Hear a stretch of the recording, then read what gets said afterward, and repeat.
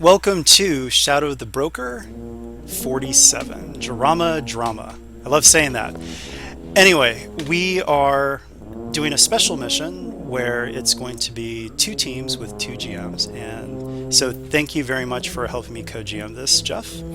And we will go right into the mission. So we're not going to worry about destiny right at this point, but what we are going to do is obligation and duty. I don't think we have morality today, right? Correct. Nope. Okay. And since we've got two teams, the roll is a little bit different. It's actually 1d200 twice for each one. So I just realized mine's in there wrong. Hold on 1 second. That should be a 3. oh, okay. So I'll wait for that. And make sure to update it down below too, then, because I just copied it from down there. Oh, the 97 down there? Is that what you're saying? No, all the way down on the big list of people. Oh, right. Okay. I didn't realize that it wasn't corrected there. No sweat. And since we have got a ton of people, what I'm going to do is that I'm actually going to have the members not introduce themselves because most people will be familiar with you, but I will have the guests introduce their characters. So, actually, let's do that before I do the roll. So, first up, guest, Aiden, Dan, introduce your character. Okay, I'm playing Aiden, or Aiden, depending on how you feel like pronouncing his name at the given moment. He's an explorer fringer from Corellia. He was mistakenly arrested for... he was considered a rebel sympathizer, and once he broke out and left Corellia, he decided he may as well help out the rebellion, because if they're going to label him that, why not? Right. Next up is David. Alright, I'm playing R2M5, your loyal yet quirky R2 unit. He was designed with espionage in mind. Yes. Next up is James. Okay, I'm James, or also Ray works too. That's what I usually run by on the internet. My character is Slasik. He's a Trandoshan soldier. He was on the fast track in the Trandoshan army, which is some pretty heavy-duty stuff. One of his rivals planted rebel evidence on him, and it was convincing enough that he got kicked out of the army and basically blackmailed. And he decided if he was going to have all the penalties of being a rebel, he may as well get the advantages. Sounds good. And next up is Nick. My character's name is Savak. He's fairly old, considering around 35. He joined the rebel cause after most of his life he spent as a pirate, but after pirate crew of getting slaughtered by sector forces and Imperials, he decided to convey with his Quay, which is kind of like a spiritual thing for Weequay, and his Quay led him to join the rebellion. Sounds good. All right. So with that, we'll go into the obligation roll first. Here goes. Does that hit? 2 is Gristle's Philanderer. Nice. Okay. Finally. Yeah, I will try. I think that I don't want to read the influence note your decision too to make much, sure. but it might work better for Jeff than for me. So Okay. I'll leave it at that. All right. Next up is duty. That's way too high. Always. Okay, so we're going to assume that all of you are at the Ultra Mountain Safe House, and so you are introducing some of these newer Rebel Spec Ops agents into how you do things and just strengthening the bonds between you and the rebellion. We'll switch over to that. However, at this moment, Zivo looks really agitated. He doesn't say anything at the moment, but you see N1M3 roll in, and N1M3 is an astromech droid. I should have had the token, but I don't at the moment. But N1M3 is in a tizzy, and all of a sudden, you see a hologram that pops up onto the holotank that you guys were all by.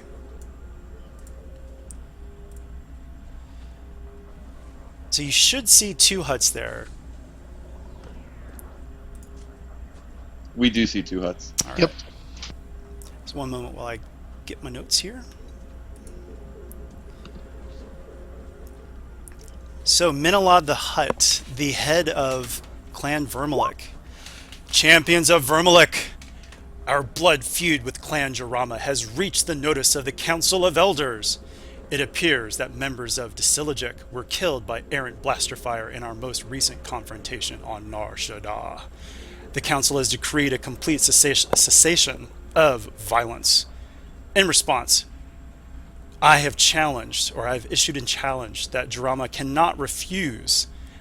I have demanded that we resolve our conflict through ritual combat. The honor of Vermilic is at stake, and with it our profits. Should we win, it will be an unprecedented occurrence. A clan of the ancients bested by a so-called upstart. This will open up markets and deals currently out of reach. And as Vermilic's fortunes rise, so will yours. Do you accept? So we get to see you fight, says Dara. He starts to laugh. Ho ho ho, no, no, no, no. It is for my Ardos champions to fight in my stead. And so one of the things that you guys know is that the broker's agents from months ago went to a competition that was called the Grand Dinner, and you won for Vermilic, and basically they placed you under their protection with an Ardos disc, which means that you can pretty much travel around Hutt space, and if you show that disc, people know that if they mess with you, that they have a whole clan that will back you up. The only problem though is that Vermilic is not one of the biggest clans. It is only a few thousand years old. It cannot trace, well, oops, I can't say too much. I'll let someone else talk about that. But yeah, so let's talk. Questions. He just said, I want you to fight for me. Are there special... So Ziva, Jokin's going to ask, are there special rules for this ritual combat? Oh, that is decided by the Council of Elders. By decree, no one can know what the ritual combat actually entails until it begins.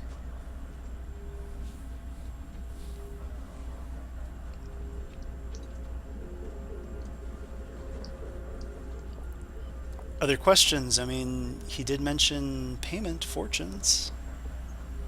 What kind of payment are we talking about here? Well, that's a good thing that you asked. Just out of character, one of the things that you guys know is that Hutts like to gamble. And this sounds like this is a really big deal. And, I can't really talk too much about that either. James, you've got your stuff ready, right? I am. Okay, not quite yet.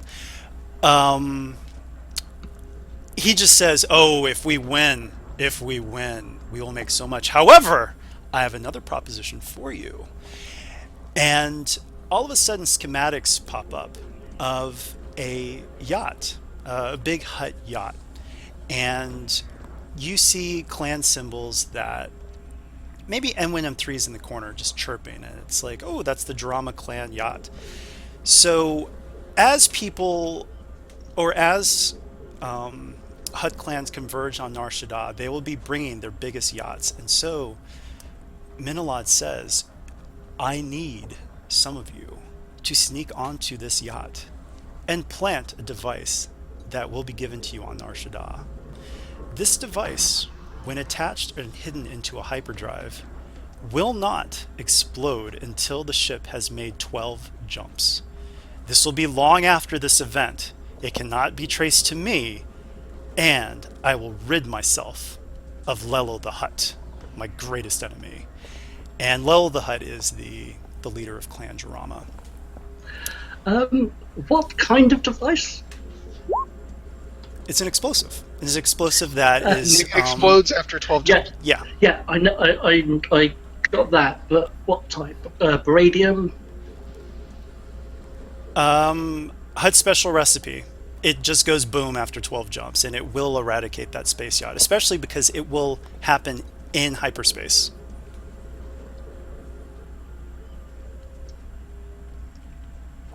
All right, so I will say that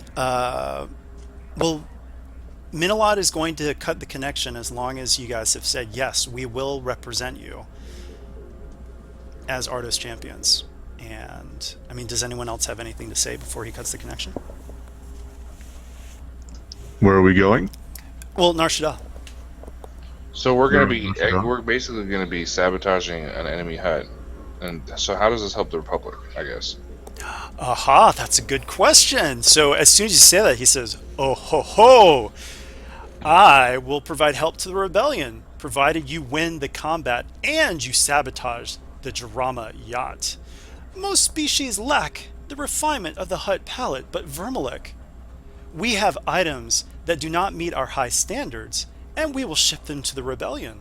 And so one thing that you guys know as well is that Vermilic, one of their strongholds is Toydaria, which is a very important agricultural world for Hutt space.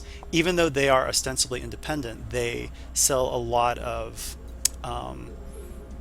edibles. And it's, I don't want to say breadbasket because it's a swamp, so, but yeah. Swamp basket.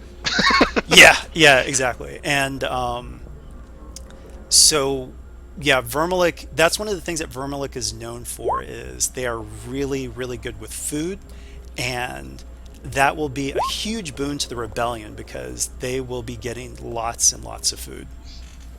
Don't we also know of Jiramma's alliances? That's a good point. So, actually, why don't we have Macron actually speak up for the Rebel Spec Ops that aren't as familiar with that? Yes. Clan Jiramma is actually proxy, maybe a wrong choice of terms, but it is allied with the Empire. So even if Minalod does not offer his gracious gifts, simply demolishing that clan will hurt the Empire's influence in Hutt space. Yes. And so, at this point, Zivo, take it away. Or actually, wait, Alright. Minalod says, "Thank you for your time. I must go to prepare. You will meet your Well- Boda on Nar Shaddaa." Oh, someone has something to say? Yes. These ones who are going onto the yacht, do they have any disguises? You know, like crew uniforms? Minalod just kind of shrugs his Hutt shoulders and just says, "You all are the experts.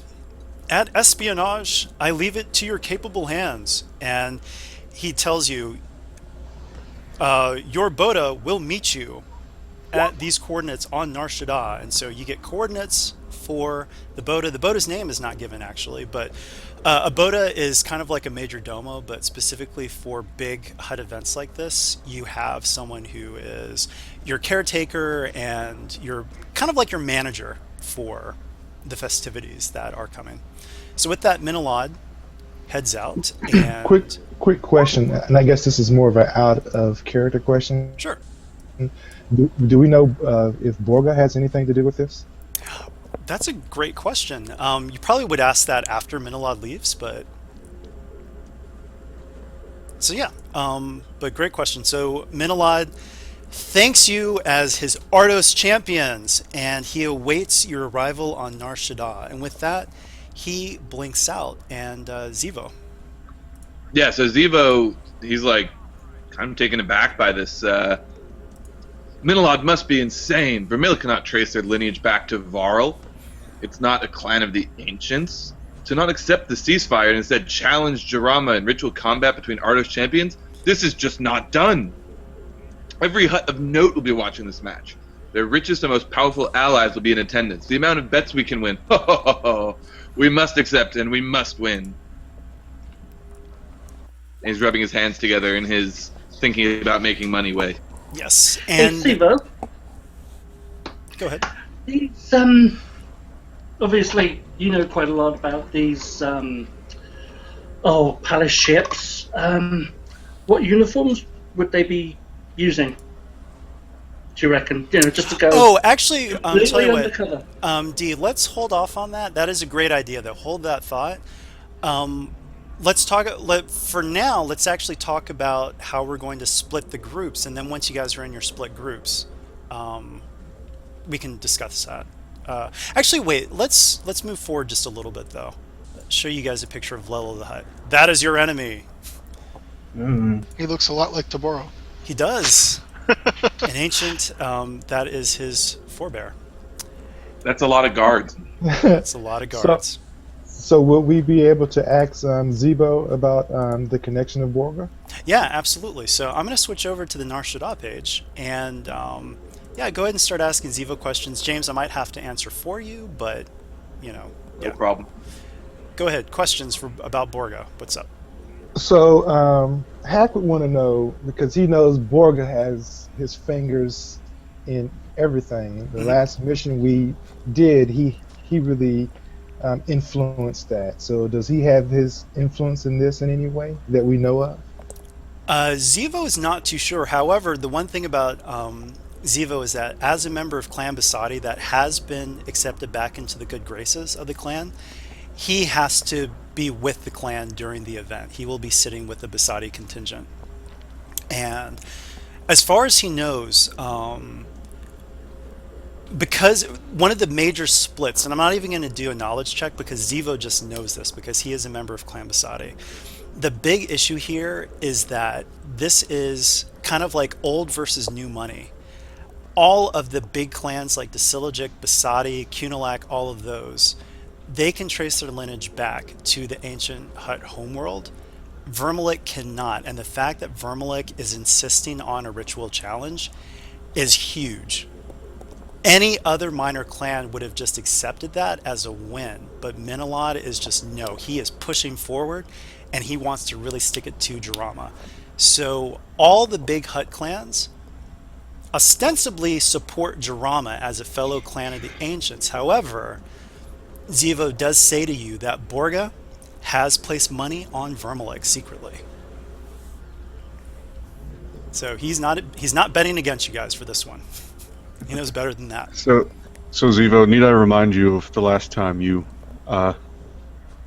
very eagerly asked us to participate in a Hutt sort of ritual?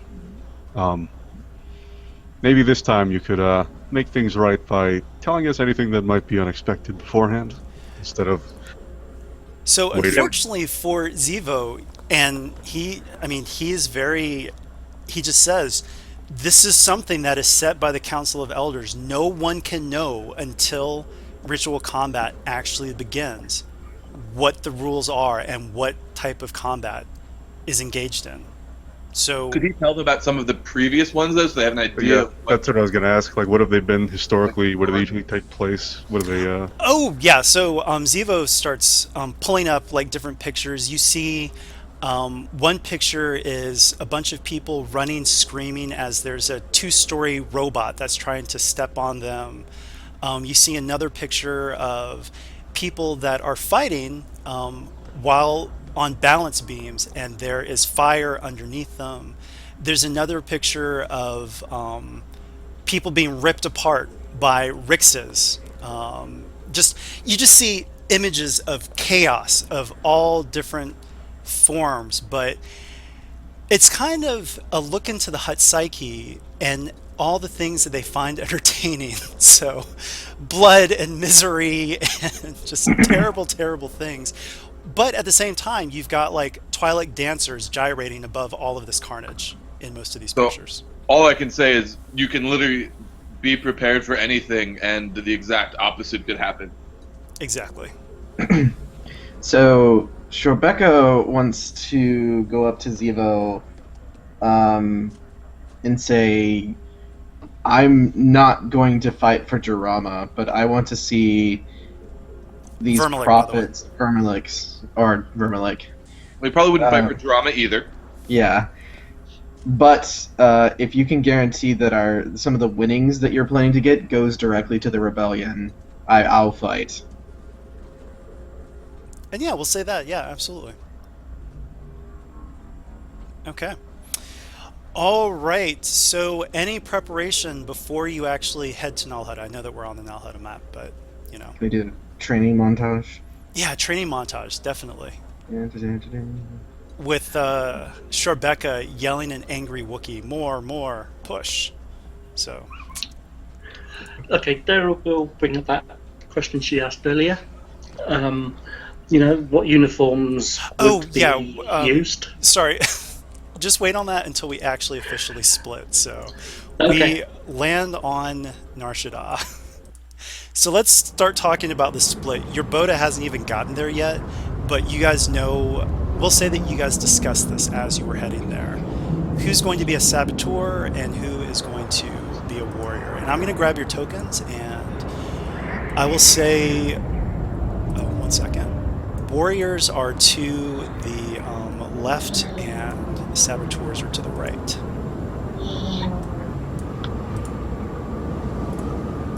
Iden figures he'd be a bit out of his element in the warrior one, and also his player already volunteered You to be said warriors Jesus. on the left. Yeah, and no one go further to the right than Dara. We should probably not have both medics on one team. That's a good idea. That's a valid point. I didn't even know we had 2 medics. Gristle and Stasik. We're both combat medics. In manner of speaking. You know, but at the same time, okay, let me put it this way. That is a valid point. However, I do want to say that in this case, and this isn't a spoiler, no spoilers, but any combination is valid. But really think about what you're going to be going into. So the warrior team would probably have more need, even though it's 2. And I'll just say that. Also, the warrior team has to have... actually, Jeff, what do you think? Should we say they have to have 6, or we'll just adjust? I would say they need to have 6. Yeah, they need to have 6. Okay, so we need to have 6 people on the warrior team. Oh, okay. All right. So, Macron, remember what you're getting yourself into. Not that I doubt your abilities. Martial skill. I don't doubt your abilities, but I'm just saying, like, this is... remember, the saboteur team, they need to be able to... and this is not Care Bearism at all. This is definitely things your characters would know. They need to sneak onto a space yacht, or not even sneak. There are many different ways, but there may be a lot of face stuff that is key to making that happen. And there are a lot of ways to fail, and then that portion just fails. Yep. So, I'm thinking this way. You're going to be, like, 6 is probably best for the warrior team. With 5, it's doable, but it's going to be rough. But to get onto the barge and to do what you need to do there, it's going to require elements of stealth, but there are many different ways you can go about it. But yeah, you're gotta be able to play the parts. Yeah. So, I mean, we can do it this way, but does anyone on the anyone more combat oriented on the saboteur team want to switch over to? Yeah, I'm pretty combat oriented. Okay. All right. So Okay, guys, no one get hurt. yeah. So we've got the split, and R2 now has medical training, so don't worry. right. So actually, before we actually split the channels, though, you guys are going to see a familiar face. So, one moment.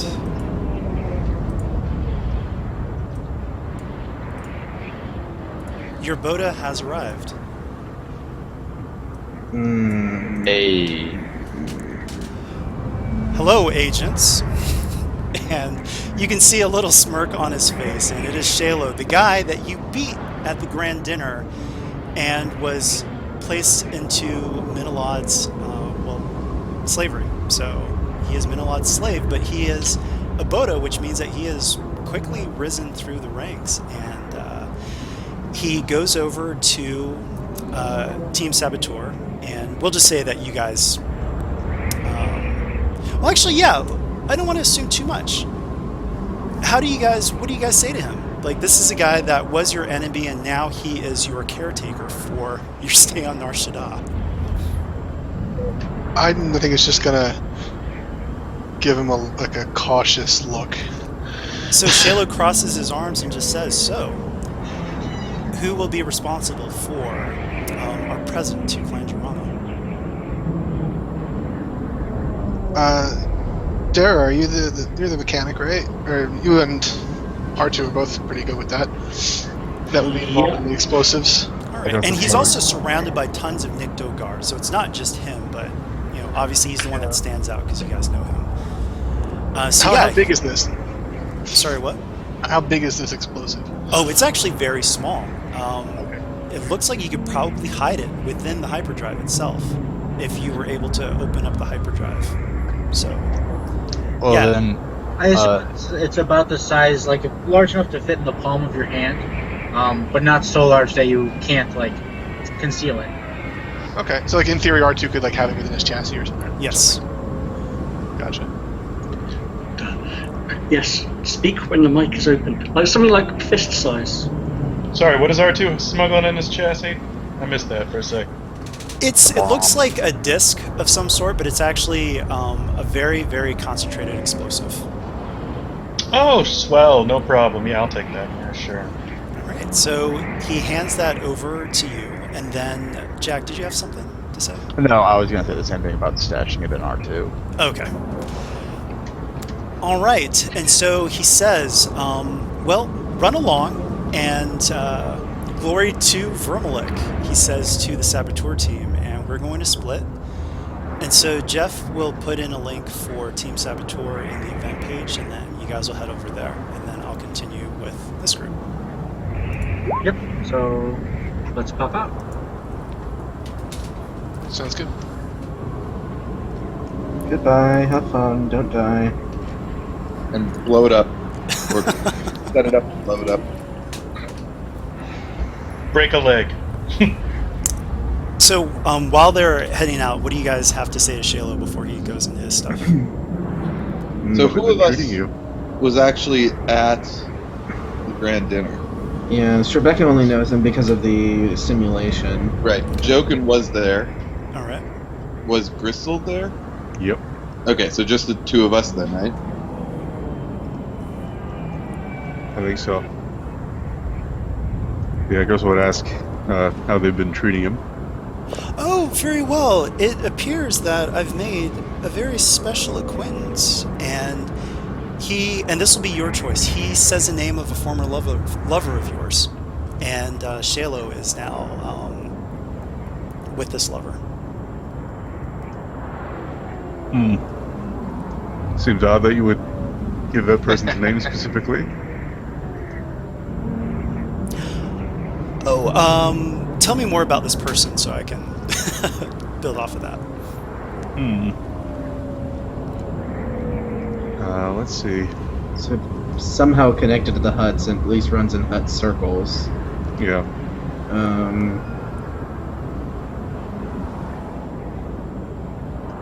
I don't know. Maybe just some. Well, I don't know if he'd be in that deep. Let's see. Let's put it this way. Your former lover is how he got elevated to Boda so quickly. Okay. So I was going to say that there might be some Hutt's major domo, but I didn't know if that was too far. No, that's fine. It's pretty ambitious, so.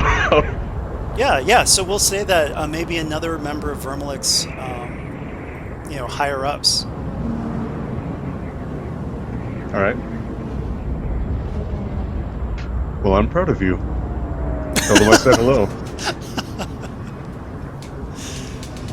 So Shalo just smirks, and I'm going to say, give me a hard, cool, or discipline check to see if this irritates you or not.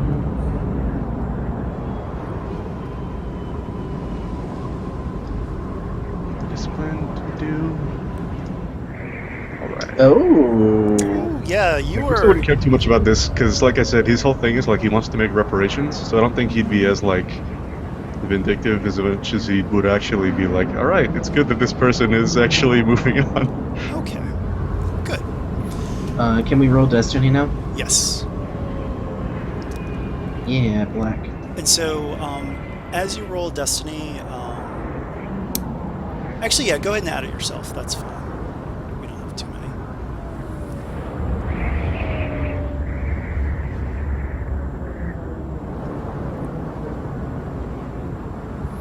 So the Trandoshan's the only one that rolls the light side, huh? Dun, dun, dun. I'm sorry, how do I roll Destiny? Oh, do you have the QA dice roller up? It's the yellow dice app to the left. Yeah. Okay. So the Destiny is the white die, the Okay. hexagon. Oh, they're all, well, 3 of them are hexagons, but the white one. Yep. So, Yeah. so Hacks will look at the Trandoshan and the Wookiee and be like, is this going to work? Are y'all going to be able to do this? Well, I think up to this point, my character has been wearing a visor, it's like a Daft Punk visor. So I don't know if it's obvious that I'm a Trandoshan, although my claws are visible because they're always invisible. So Yeah, Rebecca can smell a Trandoshan. Yeah, I mean, they know. Everyone's been given your files before you came to the safe house, so, yeah. So Rebecca sort of grunts and said, just don't get in my way. Oh, actually, I'm going to say, Rebecca, roll a choose your own difficulty, cool, or discipline check to see how this affects you having this Trandoshan on your team. Upgrade it. Oh. Okay, cool. Doesn't affect you at all. He is a sergeant of the rebellion. So, Rebecca is going to point out his rank at least, just to make sure the Trandoshan is aware where he is versus the Wookiee. Right. Hack will say, ooh. And look at the Trandoshan. Slassek's gonna say, if there's gonna be Wookiees in this fight, I want them to be on my side. I've got a lot of respect. I really want this Wookiee on your side. Right. So Shalo says, come, let's get some refreshments and talk. So he takes you to a floating pavilion and says, so, we must win this for Vermilic. And you can see there was fire in his eyes. So even though he may dislike you guys personally, at least from what you can tell, he wants to win too. Who knows what he's being rewarded for this? So he tells you, we do not know what the ritual combat entails. However, Camerlin is on the case. And so you guys know that Camerlin is his buddy from the Grand Dinner. And actually, I'm going to move you guys over. He's going to say, no time like the present. Let's head to the stadium. And so, I'll grab you guys and head to the stadium. So Rebecca has all the gear that he can really carry with him. So. Okay, oh yeah, that's totally valid. I mean, Shalo just says, we'll hear the rules when it starts. So we should gear up first, right? I should probably grab some grenades. Sure. Well, it's kind of a little, you're on Nar Shaddaa. We'll say that, yes. For just now, just buy whatever grenades that you can and add them to your sheet that are rarity 5 or below.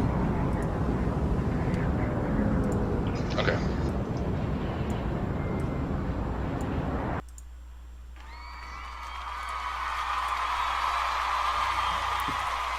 Okay, so you guys are in a massive stadium, and as you can see, there are special VIP platforms where all the most important and mighty Hutts are. So you see people cheering as Jabba the Hutt arrives. You see other people cheering as Durga of Basadi arrives, and so they're all doing their stately royal waves to get the crowd. And you can tell that Durga and Jabba are both trying to get more crowd yells in their favor. So you guys don't see the center, actually, so ignore that in the center. But Shalo says, yes, Camerlin is on the case. And one of the things that you guys know, Camerlin is a hacker. And so he is going to try to hack into the system. And Shalo does say, because if there's one thing that we know for sure, Jiramma is going to cheat. They are a clan of the ancients. They cannot lose this combat, or the shame will be unbearable. They will be the laughing stock of all Hutts if they lose this to a non-Clan of the Ancients. So it's really big stakes for this. Do you guys have any questions for him? I guess there's nothing we can really do to assist Camerlin in his... No, he's actually far away. Like, he is deep underground somewhere doing his thing with... So you guys actually have a third team that is helping you. As far as you know. Remember, this is Shalo, who you guys did beat in the Grand Dinner and turned him into a slave. So Shayla does say to you, whatever happens within the actual arena, when you hear my song, that's when you know that Camerlin has control. So, Control of what? Whatever he can control inside the arena. So Sherbeka obviously is not a fan of the slave situation. So he just while we're like marching along, getting to here, or we can pull each other aside. What if we actually offer Shalo more incentive here? If we're planning to have winnings from winning this, why don't we offer to buy his freedom? To actually make Shalo sure kind that of, you see him kind of give you this look, and he says, unfortunately, as a loser of the Grand Dinner, I don't think that you'd be able to pay what Minalod would want. And he kind of grits his teeth with that. But you can still do a charm check to see if, like, maybe... the Wookiee charm. The classic Wookiee charm. Yeah, so you're going to be going up against his cool, so it's going to be 3 reds and a purple. And I will upgrade that. So this is really... So he would really be... I don't understand what I'm opposing here. He's irritated that you brought up his position as a slave. And that you would be as gauche to think that you could earn enough money to actually buy him. No, buy his freedom. Like, give him incentive to want us to win as well. Besides just being a part of Vermilic. Right. There are some other things going on here too, but that charm check still stands, and I can't really. I was really pulling people aside to talk about this. So someone else can do a check. Okay, yeah. Well, I meant, I don't know if we wanted to actually talk to Shalo about it at all until we had agreement amongst ourselves. I see. Sorry, I thought when you said pull him aside, I thought Rebecca was kind of like,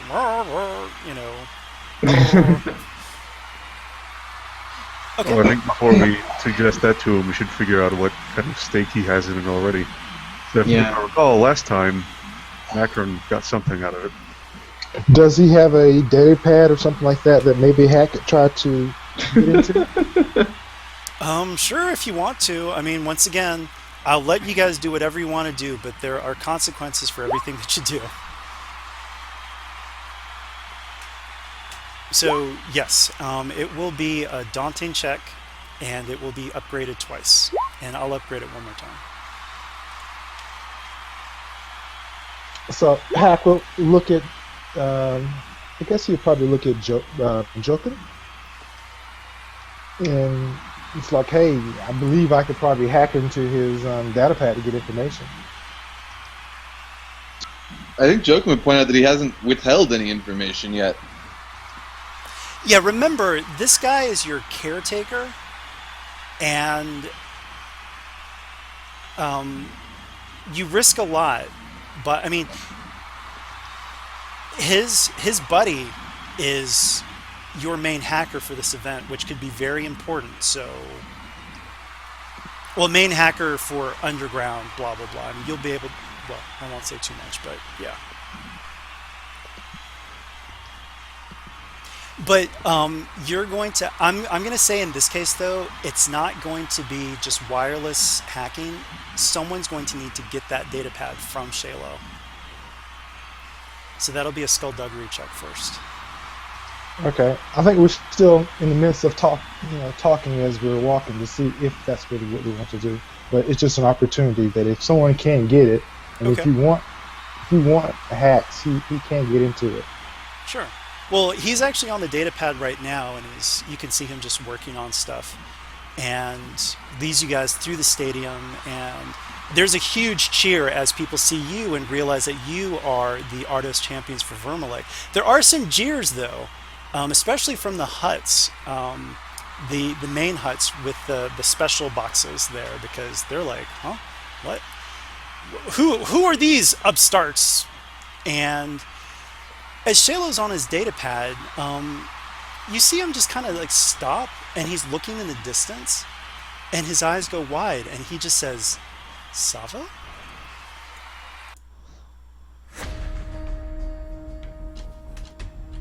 And that's what you guys see in the stands, in one of the VIP boxes. Oh, she looks mean. Is this So, personally, there, like an actual You see figure, Rock we see. standing next to that figure, Enwin M3 and Savo, and several other guards. You are certain it's the broker. The broker has come to watch you. And then there was. Is this considered a fear check? No, it's not fear. It's more just like, oh my gosh, my boss is here. Like, Well, that sounds like a fear check to me. oh, you think so? Okay, if you think, tell you what, if your RP is telling you it's a fear check, then absolutely it's a fear check. Well, here's my counterpoint. 'Cause I agree that it's not a fear check like, oh No, god. I'm saying you can. It's fine. No, but I'm saying, so for confidence, the talent says it works on fear checks, but it seems like if one was to be a competent individual, that confidence would apply here. Oh yeah, you know? absolutely. Okay. That sounds great. And you know what? I'm going to upgrade for everybody. So, Oh, dear.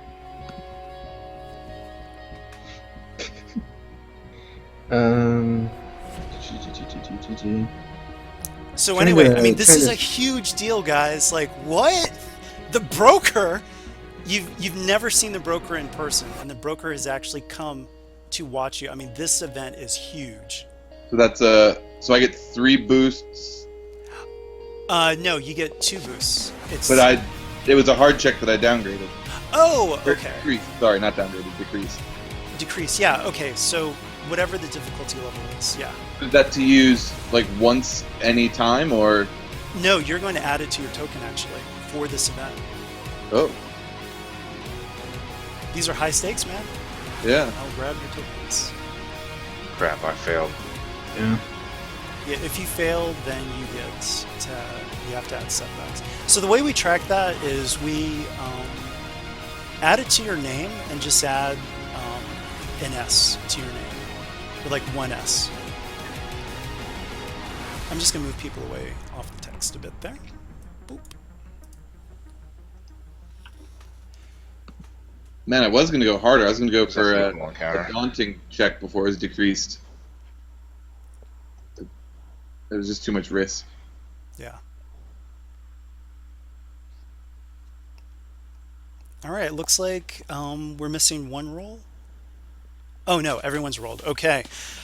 Okay, so you guys see the broker, and as you turn to look, you actually see him wave his hand, and you can see a couple of curious Hutts, because out of all of the VIP boxes, the broker is the only non-Hutt who has like purchased an entire box.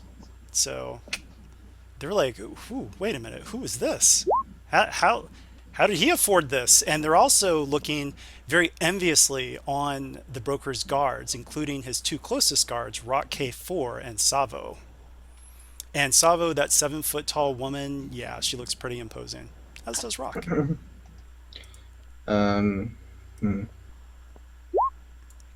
Okay, so at this point, Shalo turns to you and says, Minalod has a final message. The combat is about to begin.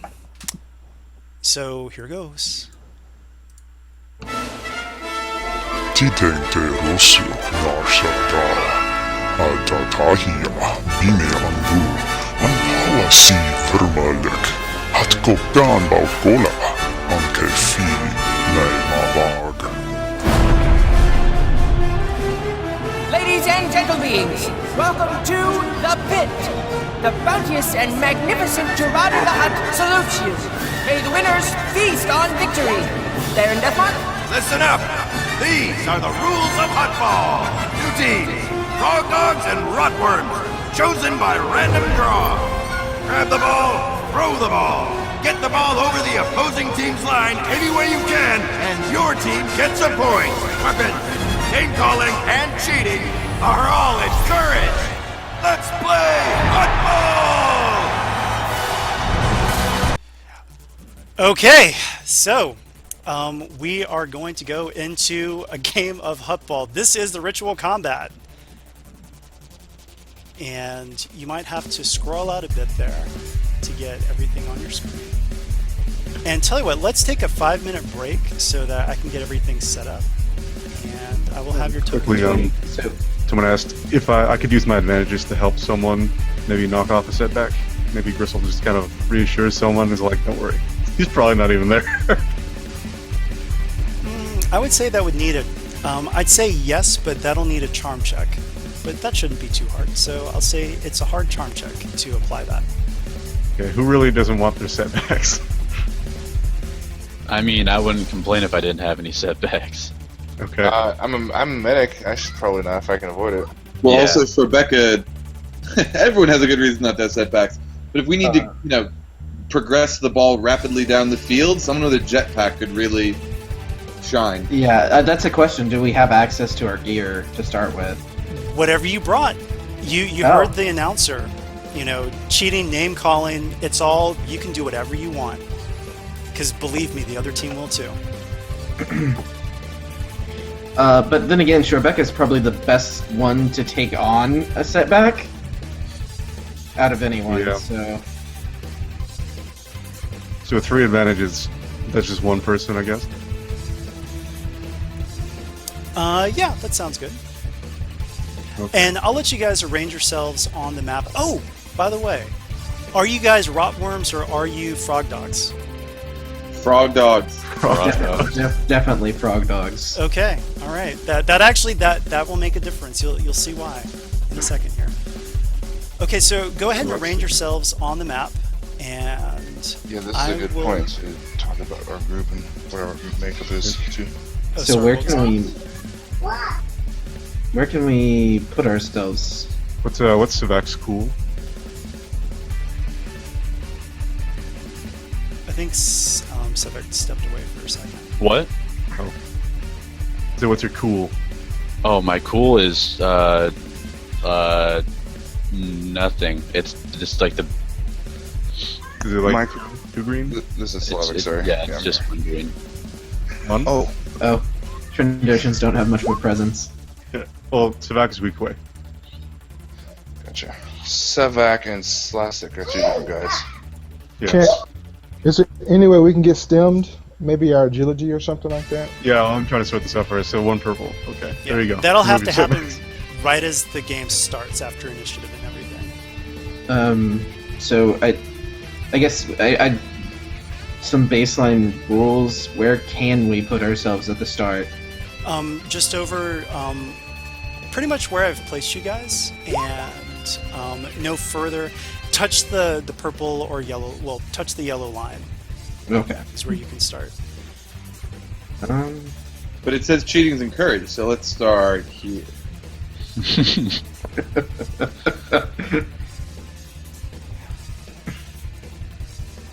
All right. Right. So on the opposing team, you see 2 Trandoshans, a droid, 2 humans, and a Nikto.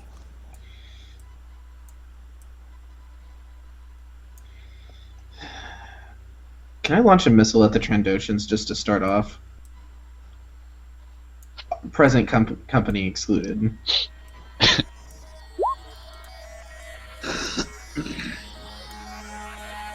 Okay, and also, oh crap, I don't think I've got it on the map there.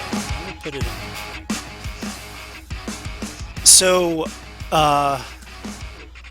increments of 25. Short is 25. 50 is medium. 100 is long. Anything over 100 is extreme. I think that this map is 120 from end to end. So yeah, also another thing that you guys notice is that it looks like gravity is higher here. It doesn't look like it has an effect on you right at this moment, but gravity is higher. So keep that in mind because that will come up. And yeah, on that note, I'm going to take a quick break. I'm going to cut the recording here. Please remind me to start it back up. Able to pass the Hutt ball too, so you can pass it from zone to zone. That normally scores a lot faster. So my character's my character's athletics are pretty high, and so is my brawn. That's good. Okay. Do we have anyone who can guard anybody? I'm a good guard. I can heal, and I've got a lot of. I mean, you have the talent that lets you guard somebody. Oh. Well, Hack does. He's got the unmatched protection that can affect allies, right? Yeah, one thing to keep in mind, so you guys can see those inclines, right? They're pretty noticeable, yeah? Yeah. All inclines are difficult. They force that maneuver when you hit that incline into difficult terrain. You'll see numbers, and those are the numbers of the level of where everything is. So there's like a much lower level than 2, than 3, and so on. That fire, as you can see, is going to require 1C 2D coordination or athletics check to get past. Got it. And then you see acid pools below. Is and those that will always going to be on? I thought there was a mechanic where sometimes it's off. Sorry, what was that? Is that fire always going to be on? I thought there was a mechanic where sometimes the fire's off. Well, remember, he said that when you hear his song, that's when you'll know. That's when the fire comes on? No. The other Camerlin's team is actually going to try to take control of all these for you. Oh, I see. Yeah, right now, they're just kind of going off randomly. Or it could be someone who's actually using them. You don't know. So every time you go past one of those, you're going to need a check. Makes sense. That happens right as you're past it. Yeah, and then also remember to use your rulers to see how far you can go. And remember, difficult terrain cuts that in half.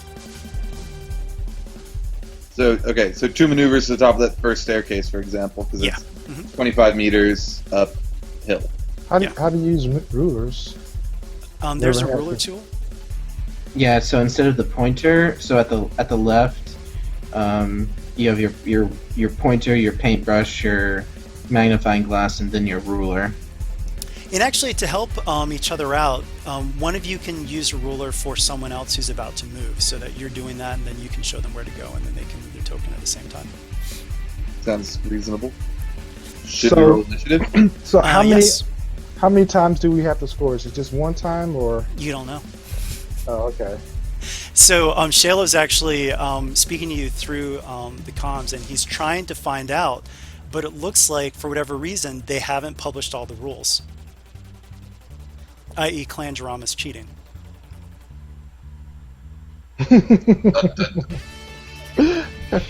So what I'm hearing is missiles. I fully support missiles. Wait, they're cheating by not letting us know the rules? That's like the worst kind of well, you guys don't know when this competition ends. So, I mean, being a gank, he kind of has a little knowledge, or is that player knowledge, Tommy? No, that would just be player knowledge, Okay. especially because this is such an esoteric event that hasn't been used since the days of the Old Republic. Right now, like, remember, these are Hutts, and the way that they do things is really underhanded, and so ostensibly no one knows exactly when this competition ends. However, if Jiramma's cheating, then they might know certain conditions that you guys don't. Okay, well, I'll hush then. Can we take a little bit before we get rolling on this to update our agent dossier sheet so that I know which classes are on my team? Oh, yeah, sure. Or at All least right, yeah, tell me because we know so I what to teams make we're it. on. We can actually organize the thing now.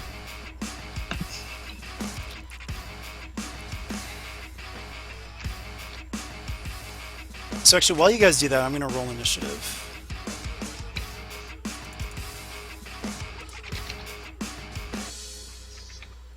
And I mean, since we didn't do introductions, maybe the established people can maybe quickly run down who they are. Yes, short introductions.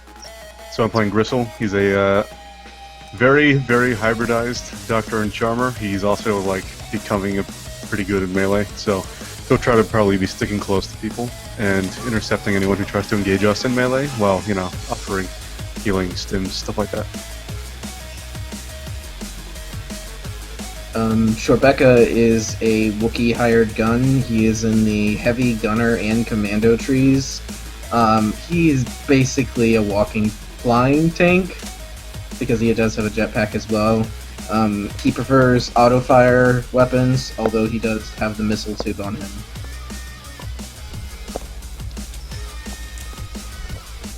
I am playing Hack. He is a gank, and he likes to hack into computers, or if he gets into close contact with you, he likes to hack your weapon.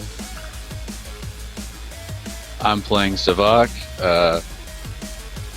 He likes to get up. He's a weak way commando, and he likes to specializations commando. He likes to get in close and slaughter people. Jokin Ben is a human pilot, gunslinger, squadron leader. So he shoots, he flies, and he leads and fixes stuff. Right. And, you know, actually, Jokin, or no, all of you can do a knowledge warfare check. It's going to be hard, but you can apply contribution bonuses to it.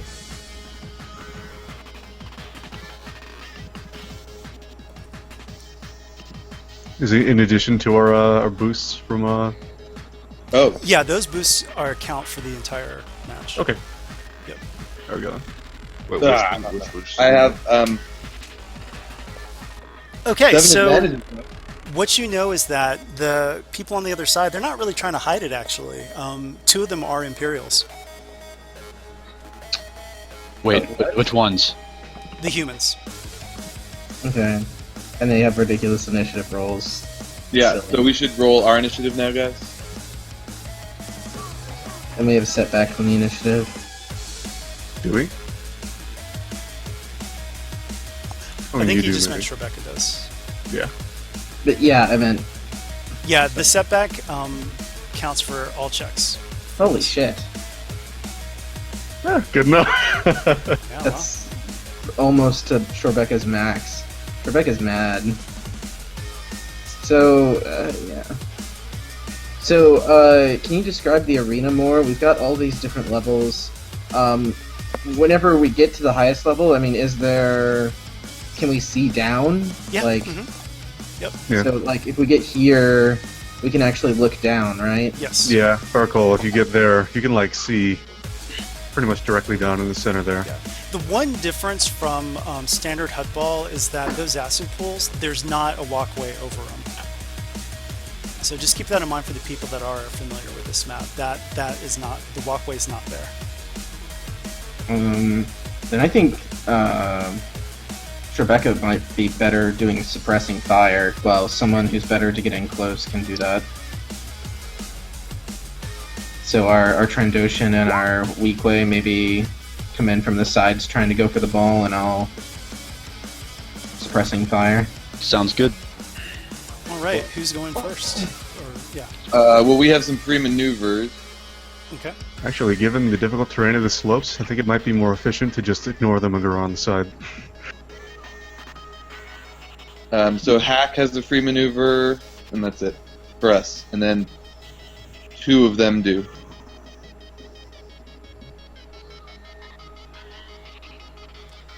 So let's adjudicate those. Okay. I'll let you guys do your maneuvers first. Okay, Hutt Ball. All right, so I can move up to 25 meters. Is that correct? Yeah. Well, unless it's difficult terrain.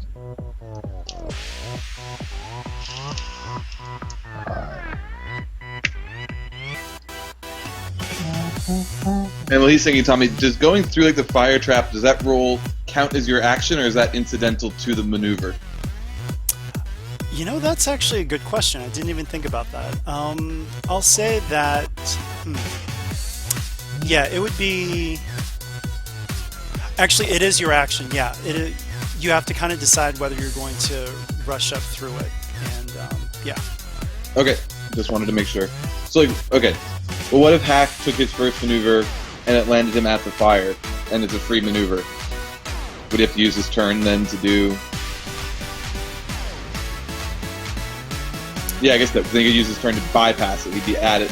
Yeah. To check the pass. Okay. Leslie, ideas? You know, that considered, I think it may be way more efficient than to just go around the sides. Yeah. I'm trying to move my token. I can't move it for some reason. Well, you're on the ruler. Yeah, that's why I was saying that sometimes it's better if it's your go to not be on the ruler and other people do it for you. You have to be on the pointer to move yourself. I'll ruler for you. Oh. So on the sides here, do we see things that might like jump out and attack people? You don't see anything yet. Okay. All right. So, I can take one of the first the first turns to give everyone free maneuvers and maybe even a free action. I'm sure. Have all your free maneuvers been done? Yeah, we only had one. Oh, okay. So free maneuver here. This Trandoshan disappears. In what direction? He just disappears. This other Trandoshan disappears. So they're not on. I mean, you see their tokens there. That's not where they are. They've disappeared. Gristle, disappear. We can do it too. Okay. Hack would just remind everybody that it's the ball. Yeah. It's not how many people you kill. It's the ball that goes across the goal line. That's a point for them. So. Yeah, Shayla was like, yes, yes, listen to the man. Okay, hunting goggles on. All right. So we're good to go, Tommy, with our first turn? Yeah. All right. So everyone can take a free maneuver for a strain. Fantastic. Can I make that a just short jetpack jump to the top of here, so I can avoid the... So this is just literally just popping up and then popping right back down, so... Okay. Average jetpack check? Sure. It's going to have 2 setbacks, though, because of the heightened gravity is kind of... It's making things weird, the way that you compensate for it. And another setback for failing the broker thing? Yeah. Okay. I don't make it. So can I just be the halfway like a normal movement? Actually, you're going to have to roll a force die. Okay. You actually fall into the pit. Right. Okay. So you land and you fell from short distance. So I think that's only 5 mitigated by soak, right? Which I don't think does anything to you. Okay. All right. Who's up next? We have another turn. Okay. Well, did everyone take their free maneuver? Yeah, Gristle took his to go invisible. Oh, okay. What about Savak? Oh. I have not. So if you wanted, you could move, like, right to Hack. Yeah. And then Hack can actually move. Has Hack? Hack hasn't moved with the free maneuver. He took his free maneuver, not the free maneuver I gave him, I think. Oh, okay. Got it. Yeah, Hack, you can keep... You got a little more.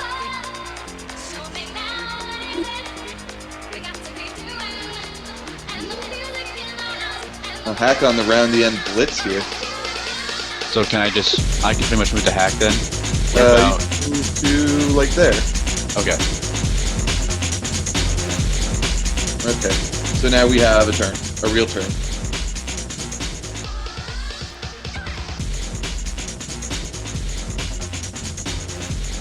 Oh, it's one of your turns, right? Yep. Okay. Well, you guys are moving quite along. Brandon, do you want to try to, like, jump up or something? Yeah, I can try to get back to where I was. Can I take a boost from the 2 advantages last time and just try it again? Yeah, sure. However, you're going to need to roll another force stat before you do it. Shebeka, where are you? I fell into the pit. Oh, get out of the pit, man. I'm trying. Oh, that's not good. Okay, Rebecca, make a daunting coordination check or athletics check. Not good. And I have my step back. Oh! Whoa. So Whoa. you see an array of poison darts shoot right at you, but you dodge them. Oh man, it's like, okay, getting back out of here. Still 3 setbacks? Can I use my 2 advantage to take away a setback? Sure. Okay. It's this. Okay. Come on, there we go. Alright. Okay. You can go 50 meters? I Oh, you just want to get up with joking? I thought having a high point made sense. Yeah. Yeah, so Or I you think could, if you can get up there, you might as well get up there and just skip the fire. yeah. Yeah, because this is still on the same level as the rest of it, right? Yeah, that's still Yeah. height 4. Okay, so yeah, I will. Okay, and so that's the maneuver. Okay. And then so I can see any of these. So who do we have back here again? Can we go down the list? Nikto, human, droid. And 2 humans are Imperials. The 2 humans are Imperials. There's a missile coming at them. Okay. You're at long range. Good. Let me make sure my missile. I think I have something special on the missile too that helps me. Okay. And I'm going to say something, but only until the missile actually leaves your tube, so...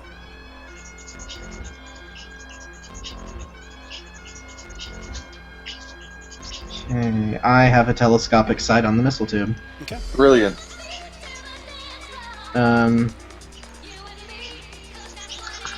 True aim or not true aim? True aim, I think. Oh wait, I need an adversary and some setbacks. Oh, so, point to who you're actually firing at. So what do I see between the 2 Imperials? They're similarly dressed. One's a woman, one's a man. I'll fire at the guy. Alright, he is adversary 3 and defense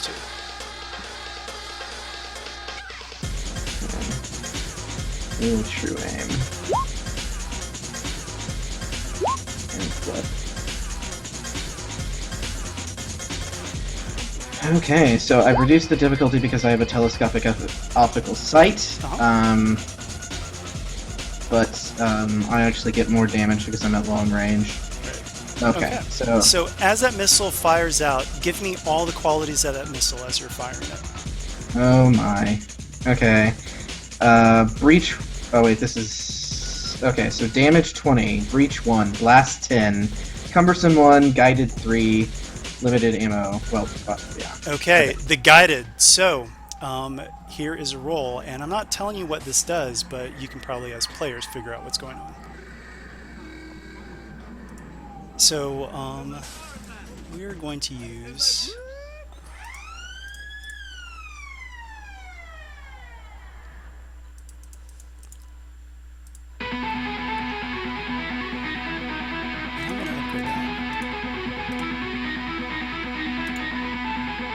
Okay, so as the missile flies out, for some reason, it starts to spin out of control and slams down into one of the pits. It looks like somebody hacked into the guided quality of it.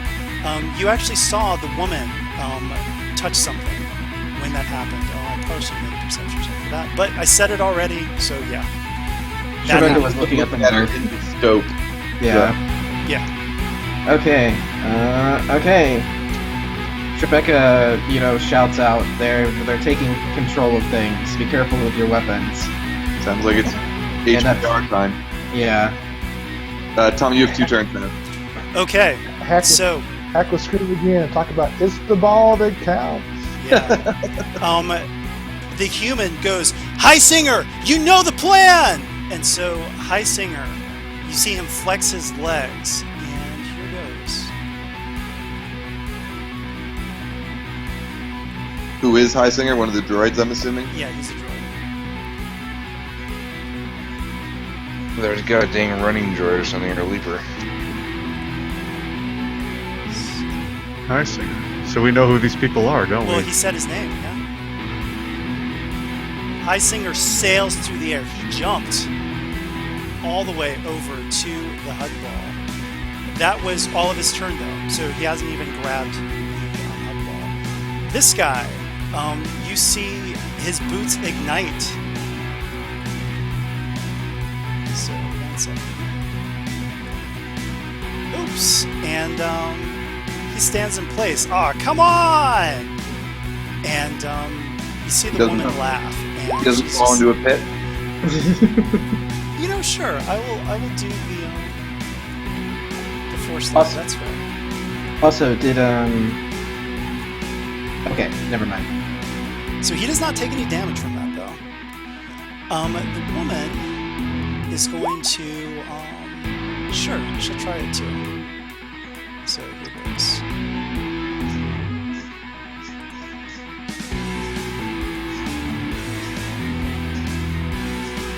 And I will roll the force die just in case. Oh boy. Okay. So I'm going to say that she lands, but you see something frazzle on her boots. So it looks like her boots are out of commission where she's landed. She's landed in front of that fire. And that's my 2 goes, right? Yep. Okay. We have 1 turn. Okay. Oh, I went 3 times, sorry. Oh, did you? Yeah. High jumper. Oh, yeah, you did. I'll move her back, but we'll do the same result when we get to her. Okay. Hack, do you want to run in there and try to either grab the ball or fight him for the ball? Well, who can get to the? I mean, I could do that. Don't forget those stairs are difficult terrain. You'll have to Well, those stairs to jump out. are down, aren't they? The stairs shouldn't be difficult, are they? Oh, no. Remember I said that here the gravity has been heightened. It hasn't affected you, but anytime you're on an incline of any sort, that maneuver is considered through difficult terrain. Oh, either way, up or down. Okay. So to go up through the stairs, I need to make a roll. Then is that correct? No, it's just difficult terrain. Oh, difficult terrain. So I can only move half. Jump through here like that. See the It's ruler. still only 25 to get there, yeah. All right. So in Is there other any words, if you go through the stairs, it's going to be 12 and a half feet that you can move for your first maneuver. Okay, I thought so. All right. Which puts you right Should on be the able to get up fan there without. Oh, don't go to the fan. That's going to shoot you upwards. So. Oh. Yeah, that's kind of like a catapult. Takes you to the upper level. Yeah, I mean, so if you take the strain, you should be able to do 2 maneuvers and grab the Hutt ball. The thing is, I would be worried about ending your turn right there because then you open yourself up for a lot of stuff. So the By next the turn he way- can just immediately attack you and things like that. You guys can hear this, there's a ripple of excitement throughout the entire crowd at the song. Something's about to happen. So, 1 second. Which song? I think I was standing a better chance of getting engaged with Heisen. Yeah, but if you do that right now, then he'll immediately be able to just attack you in the next round without. Good lord. Hack would take the first attack. I mean, if you can attack him, then yeah, go ahead. Okay, all of a sudden, you see Imperial troopers on hovering cats. Like, what? And the entire crowd goes wild at this. And it looks like maybe some were even expecting this.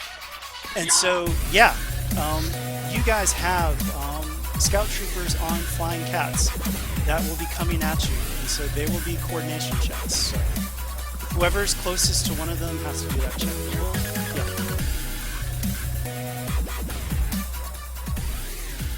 All right, Hack, yep. So you used your maneuvers to get there, and you can use an action to grab the ball.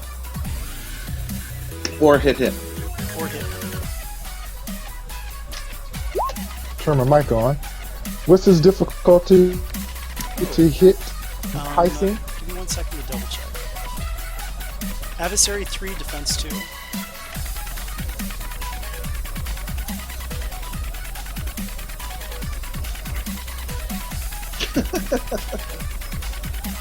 This is hilarious. I'm just laughing. So when you say adversary 3, defense 2, that's 3 reds and 2 purples? Upgraded 3 times, and then 2 setbacks are added. Yeah, so you always have to go off of the base difficulty of the roll.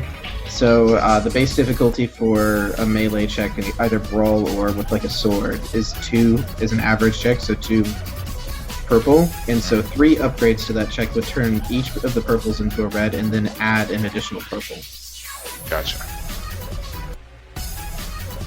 And Tommy, is there a special mechanic at all to like cause a fumble when someone has the ball, or do you need to like get the advantage? It's like going to be opposing checks, or yeah. Oh, it is. Yeah. Okay. Okay, so Hack runs up to this guy. Okay. And he pulls out his Vent Blades. Okay. And he's going to see what kind of damage he's going to try to target him and try to also target his weapons. Okay. He's also praying to the spirits to help him. Okay. So his legs are special, right? Yeah. Well, but he's not called shotting. I think he's just saying that he's going to try to sunder him. Yeah. Well, I mean, you might be able to sunder some of the stuff in the legs. Yeah, because Sunder does refer to like destroying items and stuff like that. So I don't know. Yeah, Sunder is just only weapons though. So, but first I got a hit. Yeah. Okay. How much damage do you do? Boom. That is 9 plus what? 4 with 13. Oops. I need to add another whatchamacallit. Any pierce? Hold on, I need to add another boost if I can, Tommy. Sure. Okay. Yeah, that is 9 plus 13.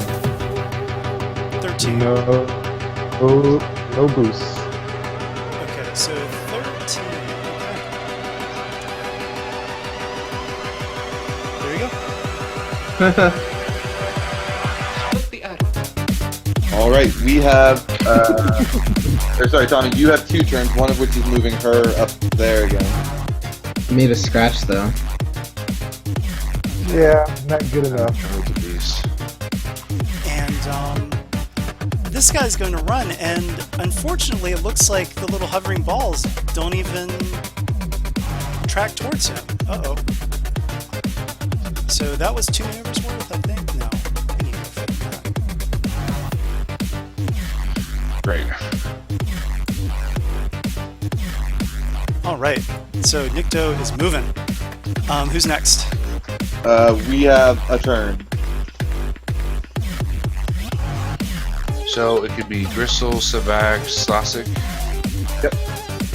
Or Jokan. Jokan first. First, that's right.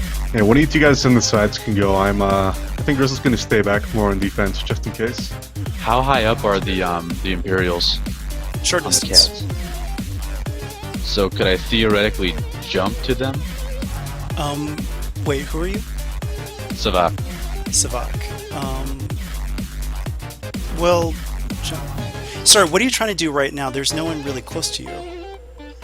Oh, you're talking about the scout. Oh, got it. Yeah. Well, they're kind of hovering around like they're about to jet at you. So, yeah, you can if you want to. So would it be possible for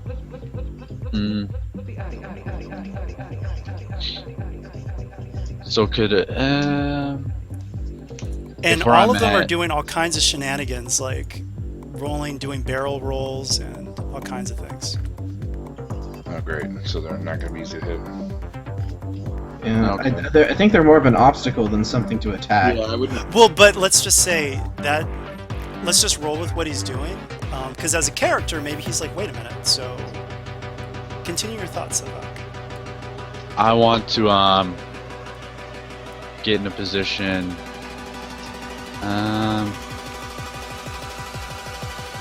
I guess where I'm at is in between those two.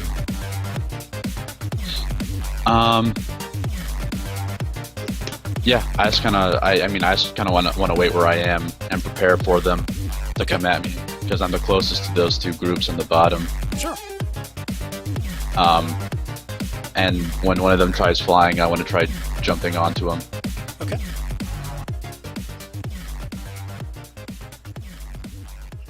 Who's next? An NPC. Okay. All right, the NPC's gone. A PC. I could take that on the top and take a shot at that Nikto. Unless we want to move, let's see, Gristle, you're kind of waiting as the goalie, so that'd be my move then. Yep. Okay, Slasik is she's going to basically duck behind this little bunker here, take cover, and so that's a maneuver, right? Yeah. And what is the range here? 35, is that, medium. What is that, medium? Okay. I've got my blaster rifle on auto fire. I'm just going to take a shot at the Nikto, no aiming or anything. But I will use, wait, we only have one we have a bunch of light side points right now, so I can just throw one of those on the shot, right? Yeah. Sure. Yeah. Adversary 2, defense 2. Yeah, and remember that auto fire has an added difficulty. Yes. Yes. So it usually would be 2, but now it's 3. Yep. And upgraded twice because of his adversary. So ranged heavy, minus 2 yellow, 1 green. And now it's going to be 3 yellow because I've upgraded 1. I get 1 stat back. Can I get a boost roll because he's just running and not really looking in my direction? He's looking in your direction. He sees me. Yeah, you could take strain to aim. Yeah, I thought about that, but I want to conserve my strain because I'm going to need it for movement. Yeah. Okay, well, I'll roll before I got it then. Oh. Okay, so I'm going to say that your gun jams. Bring it back up. I have. Okay, alright. That's for that. So as your gun jams, I'm going to say that you're kind of hitting the... I think it's like, what? Ouch! That was one dumb frog dog.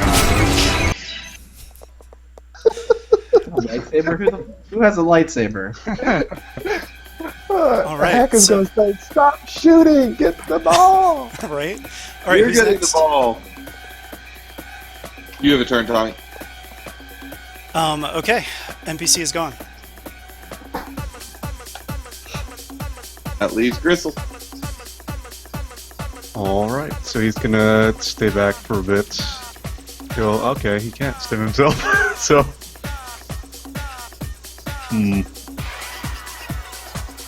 I guess he will, Remaneuver. yeah, so I think he'll just, like... Get... No, over there. I guess either way there's one of those things. So he'll head, like, over here and just kind of stand on the stairs. Okay. Not going up them. Alright, end of the round. Okay, end of the round. So we've got scout troopers flying at people. So, Slasik, I need a 1C 2D coordination check from you. Or athletics. Let's see, my athletics is going to be higher. Okay. So my one red, two athletics purples. is 1 red and 2 purples against 2 green, 1 yellow. With a setback, so... Yeah, that setback will be for any check in this. Would I get a boost because I'm behind cover? I'm low. Oh, they're coming from the other direction. Coming from behind me, that's right. Okay. Fell. Okay, so you get hit for 10 strain, mitigated by soak. Okay.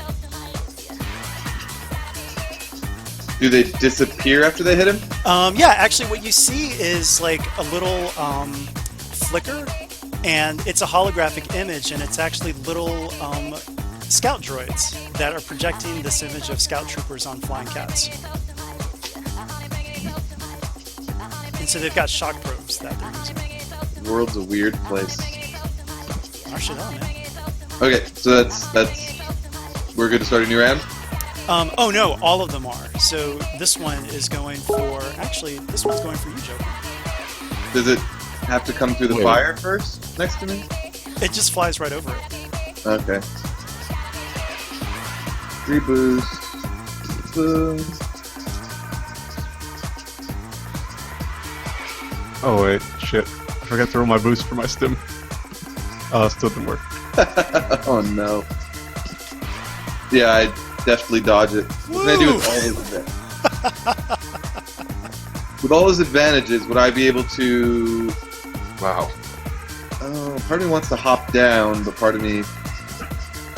I mean, they're speeder bikes, right? Well, they're holograms. Yeah. They're actually just little fist-sized droids that are flying around, projecting these holograms. Oh, okay. I thought you were saying it was a projection droid on a speeder bike doing that. Oh, no. No. I would have a speeder bike, and then we would just wreck stuff. Yeah. Part of me wants to get a little closer to the middle, but part of me also really likes this high ground on this.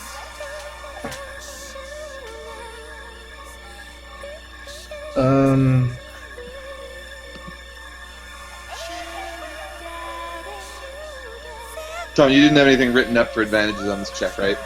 No, it's up to you. Someone else can roll theirs. I'll think about it for a little bit. Maybe you can tap it in a way that it this one just goes flying towards the droid in the middle. It's not going to be able to reach the droid in that time, but I mean, we can say it careens in that direction. Here's an idea. Would there be something I could do, or we could say that was done, that would use these to help find the invisible Trandoshans? With 8 advantages? Tell you what, sure, let's do... Well, I'm going to say this. Your advantage, you snag it.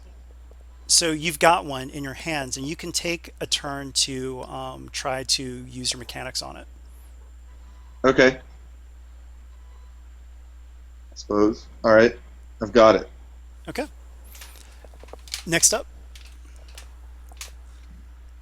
Well, you need to tell us... Other people need to make the check, right? Yes. Oh, yeah. I mean, all of you do the same check. It's just 1C, 2D. Okay. Oh, all of us need to do it. Well, whoever's got one that's on you. Okay. So he's only attacking me. Yep. He flew right around Highsinger. Okay. I wasn't paying attention. There's no upgrade for being engaged, though, because they are so close. Well, it's a melee attack. Oh, right. So what's the check? In red, so 1 red red, and 2 purple? purple, coordination, or athletics.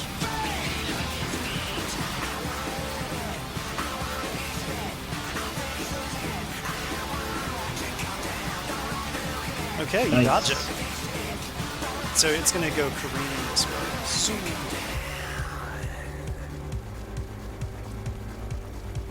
Okay. So Savak, it's your go. Yeah. Yeah, so 1 red, 2 purple. Yep. Oh, you already rolled. Got it. Okay. Zoom. Or no, zooming this way. Okay. So who's up next? Is it the top of the round? Right. Yeah. Yes, top of the round. All right. So is Hack able to grab the ball right now? Sure. Can Hack grab the ball and throw the ball at the same time? Yeah, you can throw short range. So it'll be a maneuver to throw the ball. All right. It's not quite going to be enough to throw to Rebecca, but... Could you get it?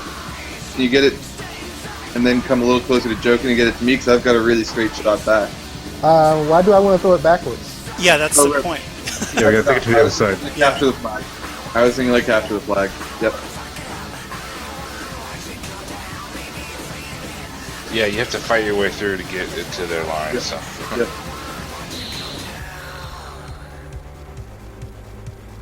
Yeah, you can use the fan, but it's at your risk. Do you know where the fan will take you, or is it just a random place that isn't right here? It's not necessarily random.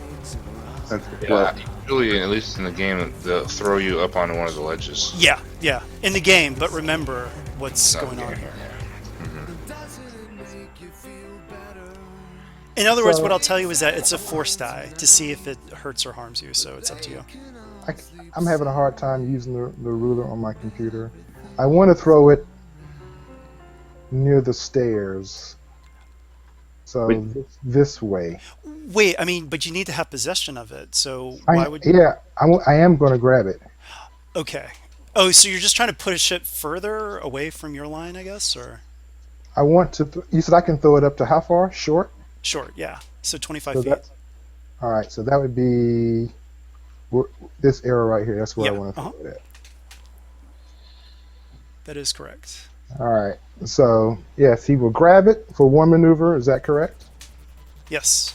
And then throw it for another maneuver, and then he'll look back at everybody and like, why are y'all still behind the line? We've got to take the ball to the other side. Stop shooting and get the damn ball. All right. So yeah, put the ball where it's at. I think you have control of it. Oh, okay. Yeah, we do. All right, here we go. No, I don't. Oh, well, because you're still on, I can move for you. Okay. All right. Do we want another field commander? Yeah, that's That might gonna, actually be that's, brilliant. that's gonna be massive. Yeah. So Hack is going to yell to, what's this guy named Savick? Move the ball forward. Everybody move up. Okie doke. All right. Field I'm going to commander. upgrade this check. Awesome. Upgraded field command. You bite your tongue. Okay. Everyone gets a free maneuver. Okay. For one strain. For one strain. All right, so that's at half, right? 25? Unless you're hitting rough terrain, you can go 25, yeah. Okay. Okay. Any modifiers to the jetpack? It's 2 setbacks whenever you try to use it. Okay. So I was just any differences, I guess. Okay.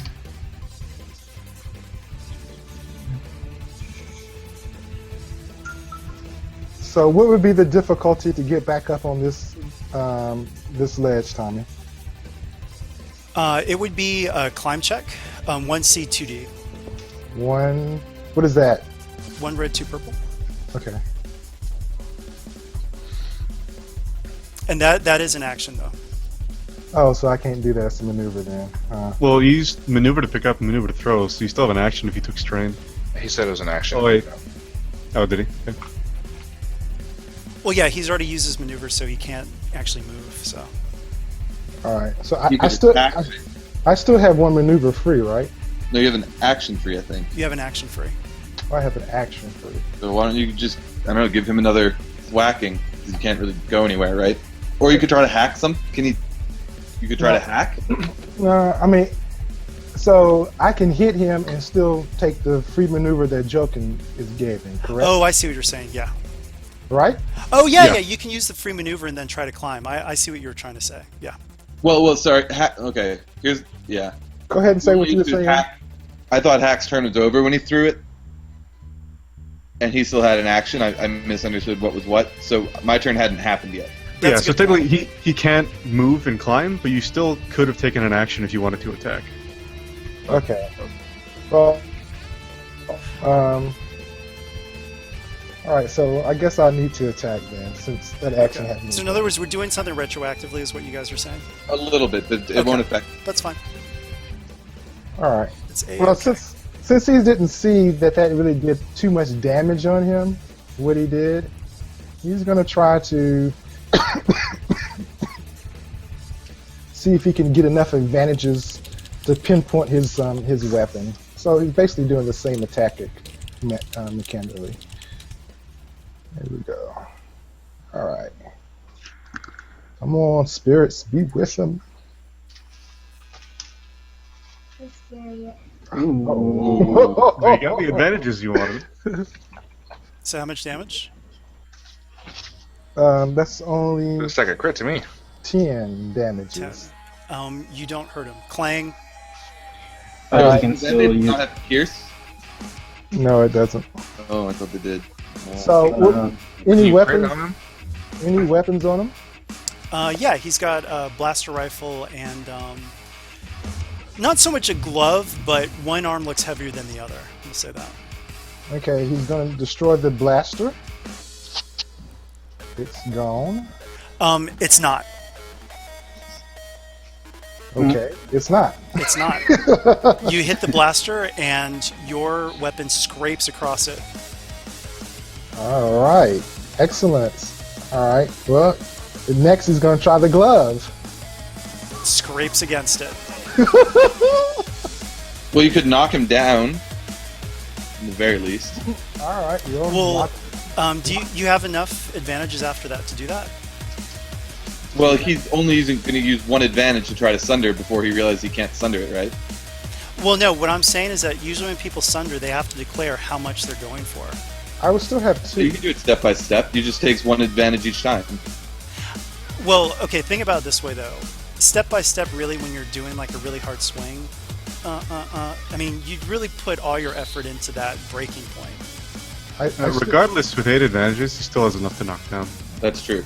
Okay, so I mean, that's all I was checking. So. Yeah, so I still have 2. So. Okay. So we're you going knock him down. Yeah, we're going to knock him down. Okay. You hear some angry. He kind of gives him a smirk. All right, now Jerkin, you can do your thing. Yeah. So everyone's taking your free maneuvers. I haven't. All right. There you go. I guess I'll just move up to almost where the Hutt ball is.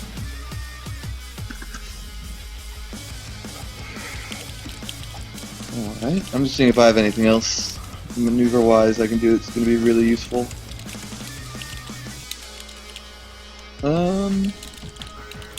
Yeah, and be careful, Leslie, there's some like stairs around this area as well. So you can't just go the straight 25. Cool. I don't know what else I really can do at the moment, other than keep yelling at people. Yeah. So that's my action. I guess I will... I mean, you can shoot at something. Oh, no, that is Yeah. your action. Yeah. I'm kind of playing defense here. Oh, No, well, you do have that thing in your hand. that was an action to play with it though, right, Tommy? Yeah. Yeah. So, Shebeka, you have the ball now? Or are you getting the ball? I can pick it up on the next turn. Yeah, so that's the end of my turn. There are 2 NPCs now. Okay. Heisinger jumps up, incidental, and he is. Let's see, what is he going to do? He's going to jump. So, one moment here. Yeah. Okay.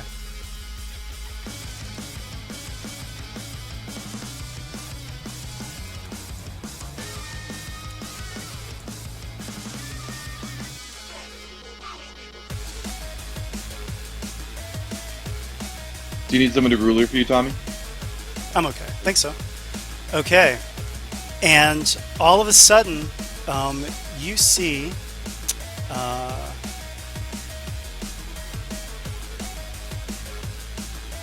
the Hutt ball get grabbed. And this guy flickers back into sight. And he goes... Actually, can you ruler for me? I need to go 25 feet from there.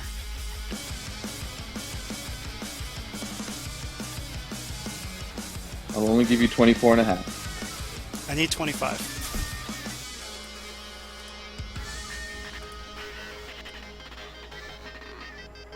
Aha! Okay. So, and, okay. Oh, you know what? Actually, I know what he's going to do. He's going to throw it.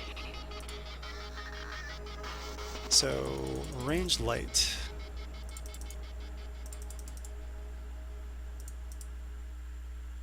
Let me make sure I've got the range on there. Oh, by the way, this Trandoshan has a bowcaster. Hold, I just That's one quick question, and if it didn't happen, it just didn't happen. Because when I threw the ball, Jokin went, and we all got a free maneuver, right? So wouldn't Savick? Did you do your maneuver? He did, but he didn't get close enough to it. Well, he could have, and he would have needed another maneuver to actually pick it up, right? Yeah. Yeah. Okay. So you could have gotten to, like, 3 people were standing over it, looks like, when that guy picked it up.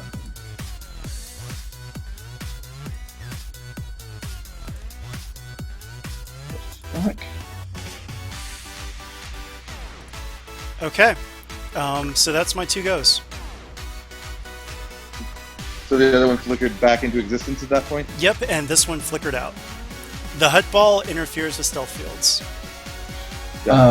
So you moved 3 people. No, he's been there. How did he get all the way there? Magic? Yeah, exactly. How do you get all the way there? Okay. Should you do something to him, Rebecca? So the question is whether it's more worthwhile for me to get in close or to just shoot him.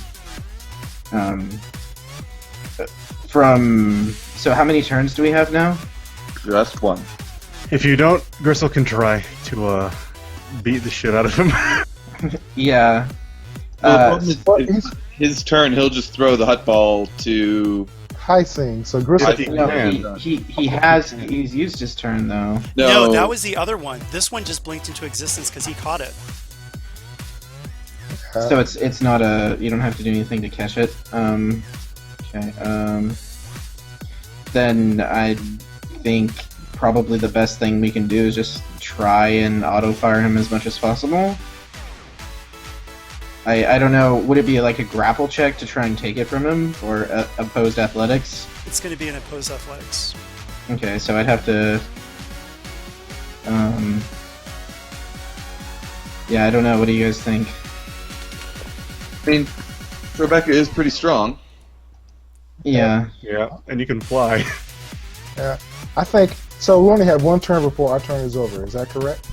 No, we just have 1 turn and then they have 2 more. And then we have some turns and they have some turns. So, are we able to intercept the ball, Tommy? Maybe if you're...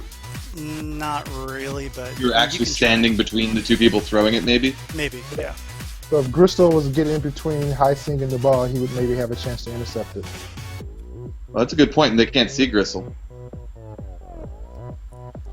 Y'all want to try that? Because I think these guys are going to be really, really meaty. Yeah. I mean, would we... No, so he has his turn immediately after this, right? So it's either Rebecca tries to kill him, Rebecca tries to take it from him, or Gristle tries to intercept. What kind of check would that be for Gristle to intercept it? We don't know. But well you guys also don't know. I can't say anything at this point. So do what you're gonna do. But it's going to be really hard for him to throw logically. Like throwing with someone wailing on you is pretty difficult. You could also just run it in too. I mean, exactly. No, he can't. There's a wall sitting right there. No, that's not a wall. That's the line. Oh, okay. Yeah, so you just go over the yellow line. Yeah, but where the guy with the Hutt Ball is, there is a wall there. No, there's a line. Remember that you can just go over. The wall you're talking about is the reset for people that die and then they jump down. The end zone is before that. Yeah, but I can't move the Trandoshan. Well, no, because he's mine. Right, but he's standing in between the wall. If the wall's not there, then it's cool. There's no wall. There's no wall. Okay. I thought there was a wall. Okay. Honestly, there's really no way to stop him completely unless we just kill him this round. Or Shrebecca. I need to take or we the take ball. the ball. So that's probably the best bet. Okay, so Shrebecca is going to... I mean, just thinking out loud, I would go ahead and just let him score and get in position for the ball reappearing so that we can make us a score.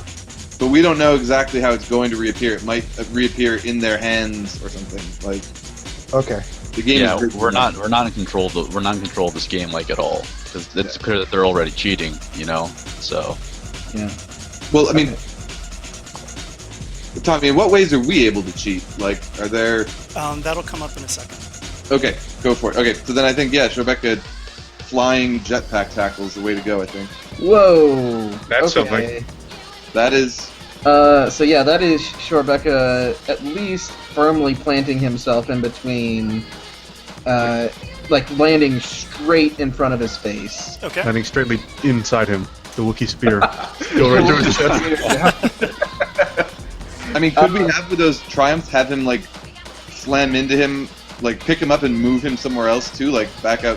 Oh yeah, can't we use triumphs to make a NPC force him to drop something? Isn't that part of the descriptions for? It is part, yeah. All right, I mean, yeah, but it's tell me also how like much double it triumph, takes like- for that, but I think it maybe just be 1 triumph. Normally it's 3 advantage, but yeah, makes them drop an item. Okay. Yeah. And then you could also use a triumph for a free maneuver, so you could just pick it up. Just immediately, it bounces up. Shorebecca grabs it, and then I can still take another maneuver. Yeah. So get the fuck out. Yeah. Well, wasn't your fly a maneuver and your Picking it up as a maneuver. Okay, I still can't go over the 2 maneuver limit, right? Correct. Yeah, the free maneuver just means you don't have to spend strain on it. I want Shorebecca to,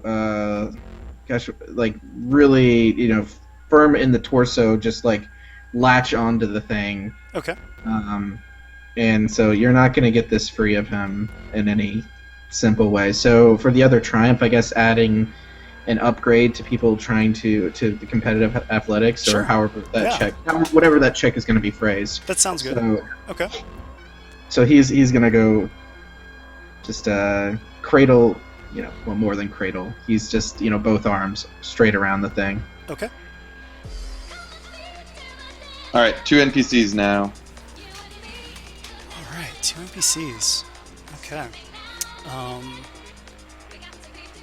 So this guy is going to move here, difficult terrain.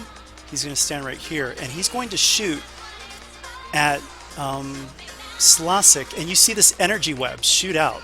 So, Slasik, what are your defenses? I thought that this like wall area to my left is a physical block. Like I'm out of sight. Yeah, I thought you were up above, so you're not. Okay. He's on the wall. He's in mid-level. I took Got it. my maneuver to go like this Okay. underneath the fire. So then, yeah, that does not happen to you. So this guy is going to.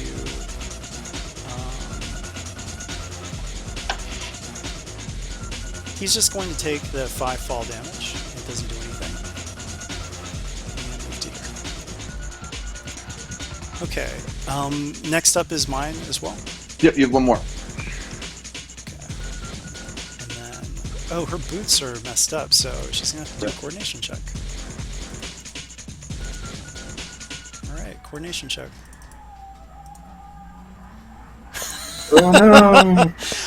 I'm trying to figure out what that does. He's on fire. I mean, well, but she did dodge it though, so the despair is something unrelated to that. well, could we She say falls into the pit. Through, Or or is it the acid? Yeah, acid pit's Yeah. right there. yeah? Ah! Okay, she falls into the acid pit. So, yeah, she's gonna take some damage then.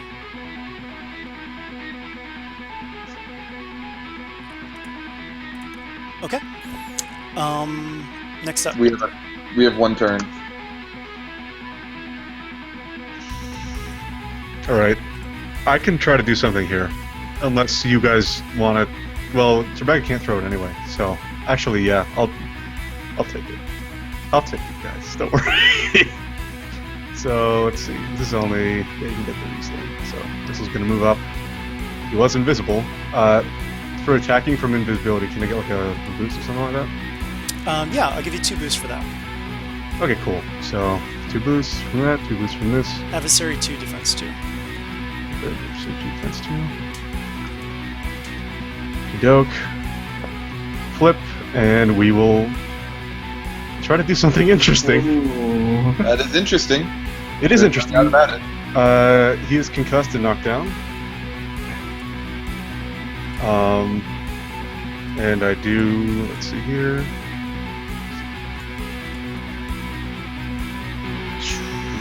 12 damage.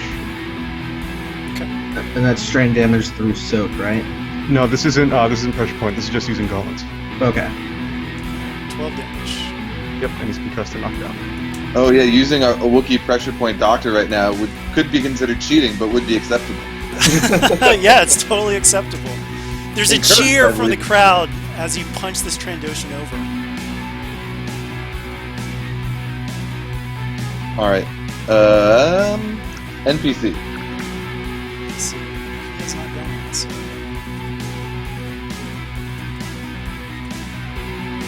Well, it looks like nothing shoots out at him as he jumps up. Attempts to jump up. Oh, did Gristle lose his invisibility? Yeah, he's too close to the hut ball. Oh, it's okay. Oh, yeah, he also attacked from it. I don't think it exists through attacking. Ooh. I mean, if he does, I'll gladly let it, but I don't think he will.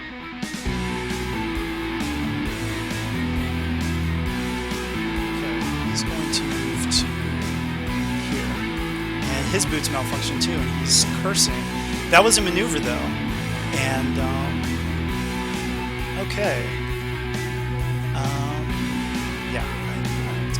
Okay, that's done. Alright, PC. It alternates from here on out. Is it Slastic next, or? It can be. I could throw a grenade in there and that bunch of guys in the middle. Go for it. Are they engaged, Tommy? 1 second. I'm talking to Jeff. 6 feet? 7 feet? That's what does the description of engaged say? Oh, engaged is 0 to 5 feet. And then 6 to 25 is short. They are... Oh boy, that's really close. Let me zoom They in. can touch if they want. Kind of. Pictures. If you zoom way out. They are 4.9 feet apart. Okay. Good, my grenades are blast 7. I'm just trying to decide if I want to use a stun or a frag grenade. I'm thinking frag grenade is what I'm going to go with. What your heart tells you. Yep, so... Search your feelings. We'll throw a frag grenade in there. That's going to be what my difficulty roll will be for that. Yeah. So the person with the highest defense, basically, Tony? Yeah, so adversary 3, defense 2. Okay, I guess I'm going to upgrade with a point. I will upgrade that check too. You used ours, Tommy. Oh, sorry, it was slow updating. Never mind. So what was my opposing roll? Upgraded 3 times with 2 setbacks, in addition to the one you've got. 2 red. So two red and 3 setbacks? Yeah. Okay. I'm trying to think of where I can come up with a boost, but I'm just pretty much chucking that grenade through. Aiming? Yeah, I could aim. That's a good idea.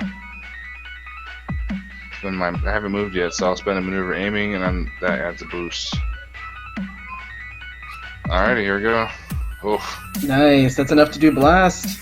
Alright, how much damage? It's 9, I think. Let me pull it up. Yeah, so the base damage plus 2 for the 2 successes. Yep. So 11. Nice. 11 total? Yep. Okay. So you see this red shield blink into existence as that smashes into this guy. And he's unharmed. And you can hear the announcer say, "Oh ho ho! It's the Zerga Experimental Personal Deflector Shield in action, folks, for the first time!" And the blast does how much damage? Blast 7. So 9 damage. So you can add your successes to the blast, too. Okay, good. Good. So the Nikto will take... Oh. Okay, remember these guys are the artist champions of a clan of the ancients. Okay, next up. NPC.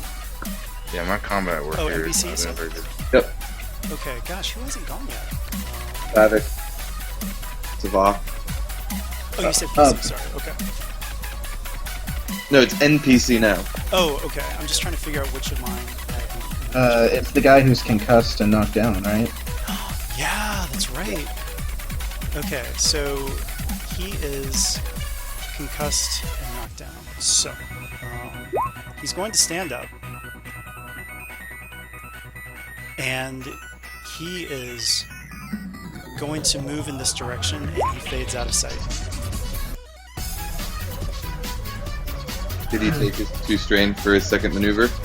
Or can he fade? He did not. I will do that right now. He's a special Trandoshan. No. We're watching you, Tommy. And then it'll be Savak's turn.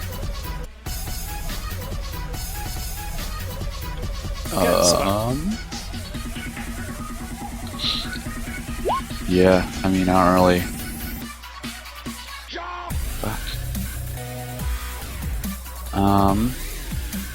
Oh, by the way, one thing that you guys notice with these Trandoshans, and Trebecca, you notice this as well. They are moving faster than any Trandoshan you've seen.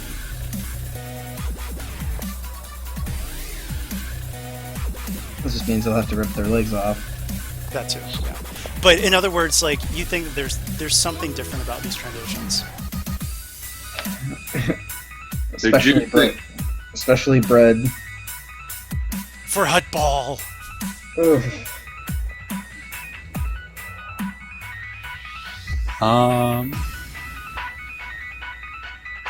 You could go back and try to help Gristle or something? I don't know.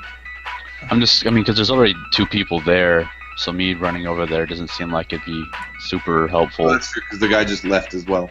Yeah. Yeah, and if this is the last thing of this round, then immediately next round, Rebecca can move up and pass it to you and Hack. So you might as well go up there just to cover for that. Yeah. Yeah. So yeah, let's move up to... Just move right on up to Hack. Yeah, if we got another free maneuver, and the passes went well, we could score. Correct. And I do intend to give free maneuver, so that's good. Alright. Alright, who's up next? Top of the round. Oh, bottom of the round, actually. Well, sure. Yeah, so this one is going to zoom at Shorebecca. I'm just going to place ones against people that need to make checks. So. And what was that check again? Everything is basically 1C, 2D, 1 red, 2 purple. Just to keep things simple. Wait, have we not realized they're holograms yet? Oh, I mean, but they're still holograms, so yeah. I mean, you know that they're little droids in there, but they're still shocking you. Oh. Using that Triumph, can I take a free maneuver? Roll past it as it's coming in? I think I just got knocked unconscious. I accidentally rolled twice, though. I mean, sure. Wait. Yeah, go ahead. Okay. James, I think they do, or Ray, I think they do 10 damage. Yeah, 10 damage, but apply your 10 damage to strain, but apply your soak. Speaking of which, Slossik, did you apply your soak the first time you got hit? Say that again? You have to apply your soak to the damage. I don't think it did that much damage to you. My soak is 3, and... Oh, okay. Got it. And it was 10, so that's 7, and I took a couple. So yeah, I'm unconscious. Wow. You're so... Okay. So what kind of armor do you have? So what's your brawn and what armor do you have on? Oh, me? Yeah. I have 5 brawn, and the armor I have on is just I'm just padded. Oh wait, no, I think we got people mixed up. Oh, my brawn is 3. Okay, my I brawn was is like 3, and I'm wearing armored clothing, so my soak is actually 4. Right. So that will still take 1 point of strain off of me, but still I'm gonna take 6 with this knife. Right. Okay. Hello, Jack. Oh wow, we have a guest. Well, you got some advantages, right? Is that you who rolled advantages? Wow, there's a lot of them. I think they're all arriving. You guys here to help us cheat? No, we're just here. We're just here to sit next to the hut. We've been trying to kill and watch. Oh, I'm gonna say so that you guys. Do you guys actually enter the stadium to watch? No, we're still on the pleasure cruise. Okay. I tried to help you guys cheat. I was gonna hack the Hutt Ball arena. Yeah, you can try. There is someone on it, but you might be able to help with that. So yeah, we'll get to that in a second. Yeah. Might as well try. The deck's already stacked against us. Okay, so has everyone made their rolls to avoid our friends? Yeah, did everyone roll your avoidance rolls? Those 2, wasn't it?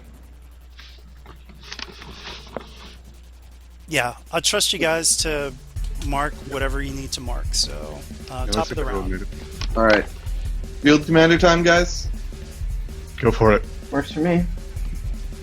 Finally. Oh shit! Reaction, huh? Finally, the triumph. So yeah, everyone gets a free maneuver for 1 strain, and can also. You can also take a free action instead for a maneuver, or for a strain. So as you're saying this, the guy with the red shield goes, "High Singer, take out their leader!" So yeah, you've been noticed, Jokin. You're doing a lot. Okay.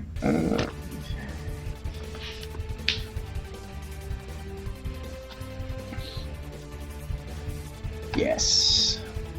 Okay, Rebecca pops up again. Or he's really just skating along the ground, actually, more than anything else. Okay.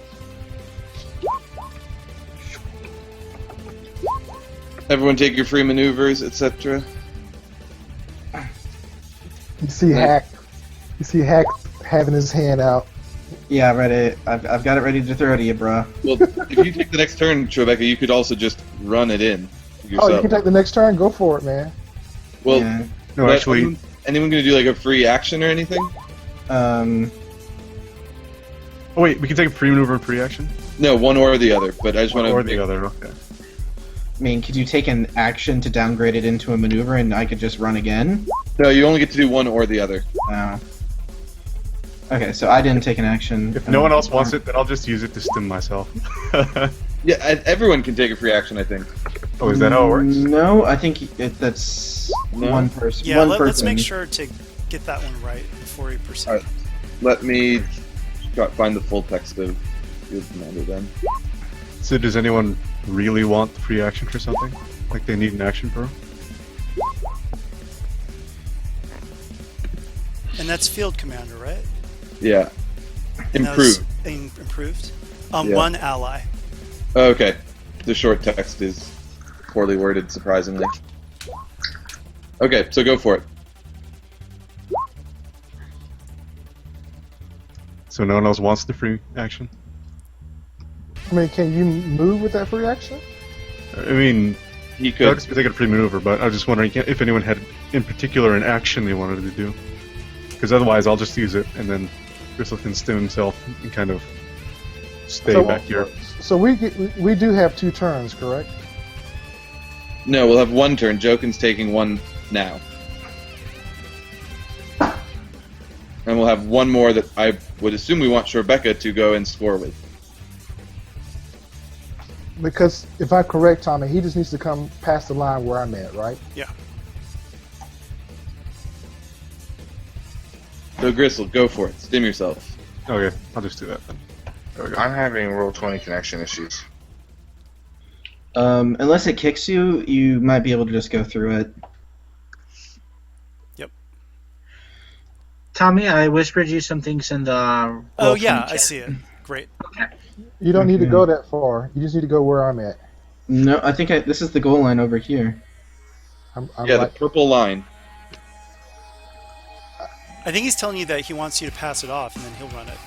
no, what's the goat line? Is the goat line where I'm staying at, or Purple. is it It's the purple line. Okay, remind me. So, and then I'm going to take my other maneuver to do a guarded stance. And now we have another turn. Okay. Flip.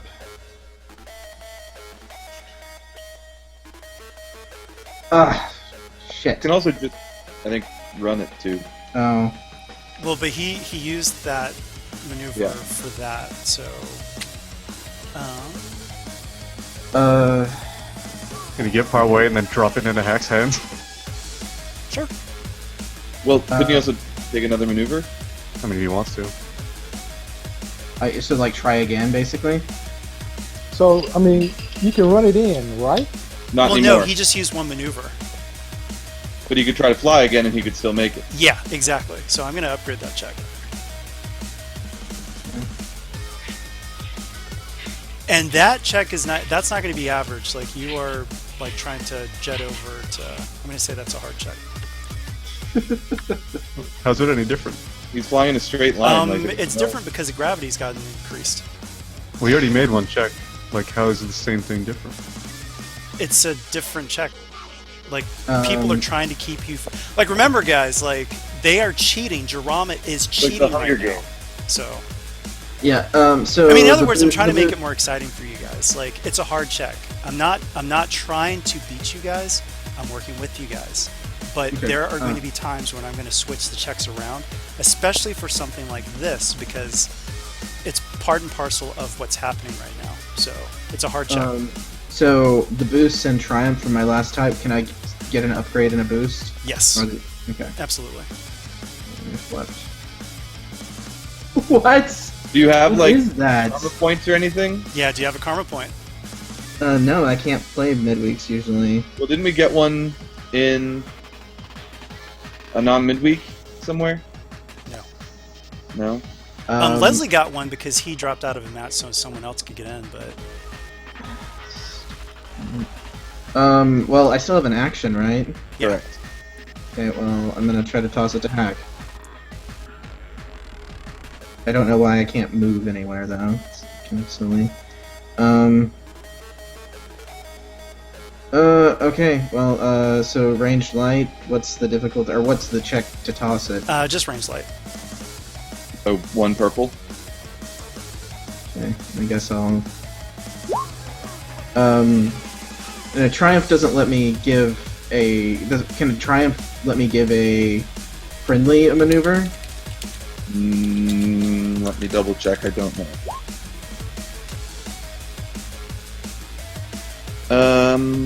No. It's got to be you to take a free maneuver, it looks like. Okay, well, Hack has it now. Okay.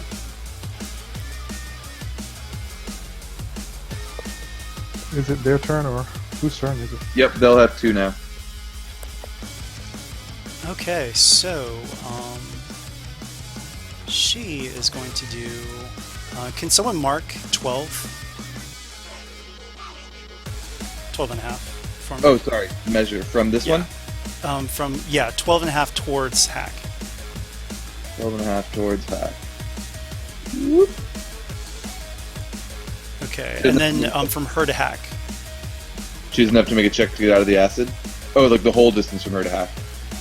30 some odd. Yeah, the check. I mean, she's just stepping out of the pool. Okay. 34. Okay. And she can see him through all those ups and downs? Yeah, it looks like she would. Oh yeah. Yeah, so 36, medium. Okay. Hack, what are your defenses? 2 purple. Okay, she's actually making a called shot on the Hutt ball itself. So, but I'll still use your defenses. So, Unlimited 2 protection, setbacks. Unmatched protection.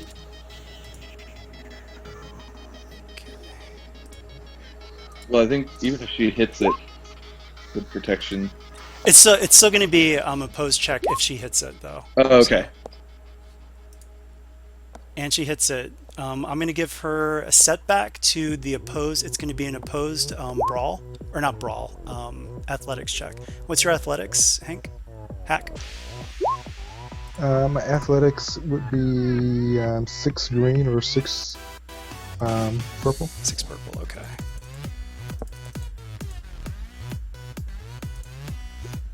Is she tackling me or something like that? No, she's shooting this whipcord with a magnetic tip at the end. Oh. So All she's trying to snag the ball from you, and all right, can I use Destiny or something like that? Sure. Okay. Just don't know mechanically what's happening. Well, you're just making it harder for her to pull it out of your hands. Okay. So she's reverse. It works. For the 4 threats, can we say that... It falls into the bottom? Yeah, that's what I was going to say. held She on. pulls it, but it just actually falls into the pit there. Falls into the pit. Oh, okay. Okay. Next up. That was just one of the NPCs, right? Mm-hmm. One more this. One more? Okay. This guy is going to rush over here, and he's going to shoot down at it. Same whipcord launcher thing? Yep. In other words, you guys can tell they knew exactly what the ritual combat was going to be. Yeah, yeah. That seemed evident. So that's only short range.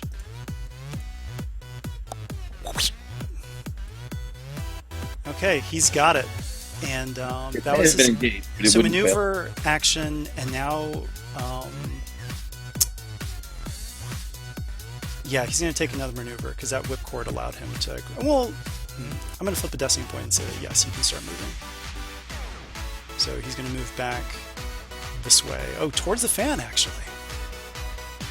He's going to do it. He's just going to go for it. He's going to jump on the fan. Well, that's an action, right? Because it's a check. It is, so he can't. So he will do that next. If he can. He's done. Alright, we have a turn.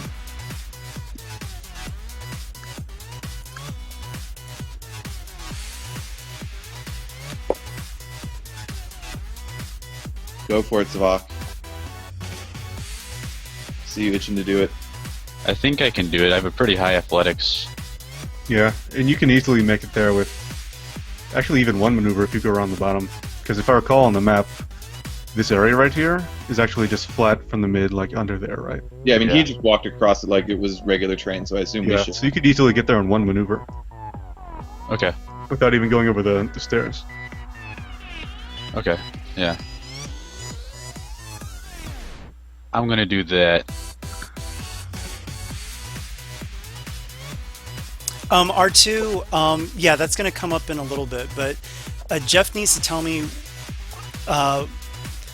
you guys would actually kind of need to be in,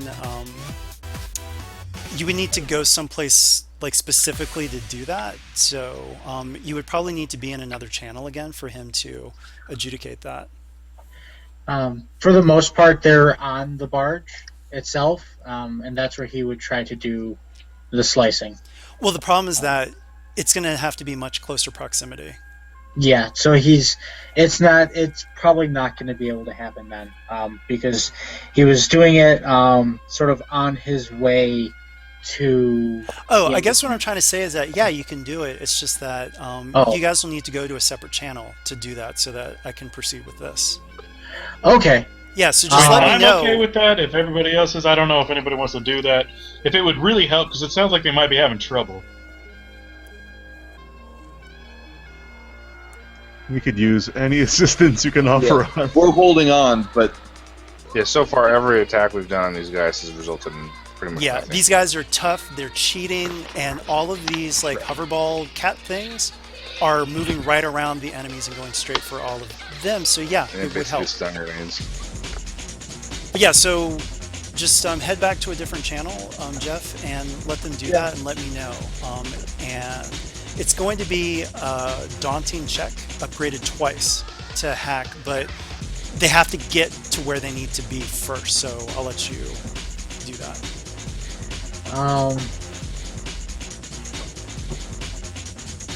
In other words, it's going to be very similar to what you guys just did. Okay. So I guess if you're just type in the chat if you want to be a part of that or not.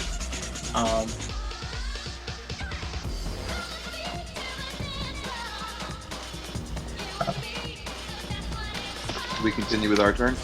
Yeah, you guys go ahead. I'll work in the chat. Okay. So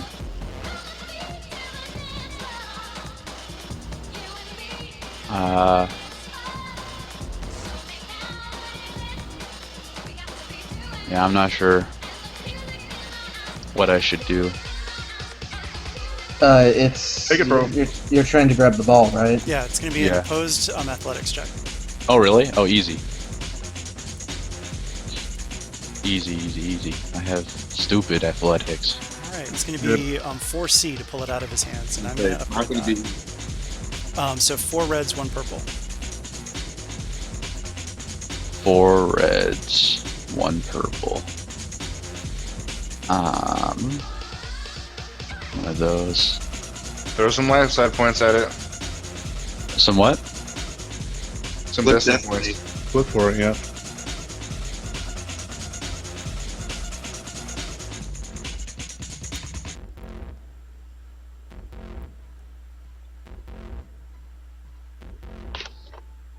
Okay. Use the destiny points. This is important. You've turned off your targeting computer. I'm not sure. How do I use the destiny points? I've never played this on. You just click on one. Yeah. Okay. Flips back and forth. All right, there, Ben. Take it easy. I was just demonstrating. Sometimes it doesn't do it right. Good lord. There you go. Crystal's like, this is how it's done. Oh, okay. Oh, you you take get it from it. him, Nice, but nice. despair. So I'm going to say that you drop it into the acid pool.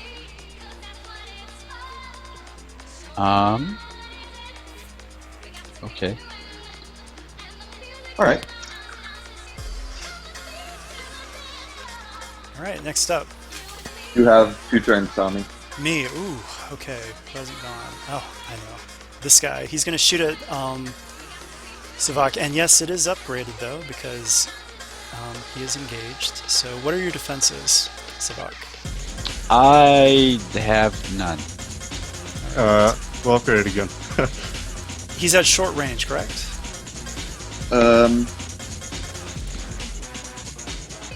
Yeah.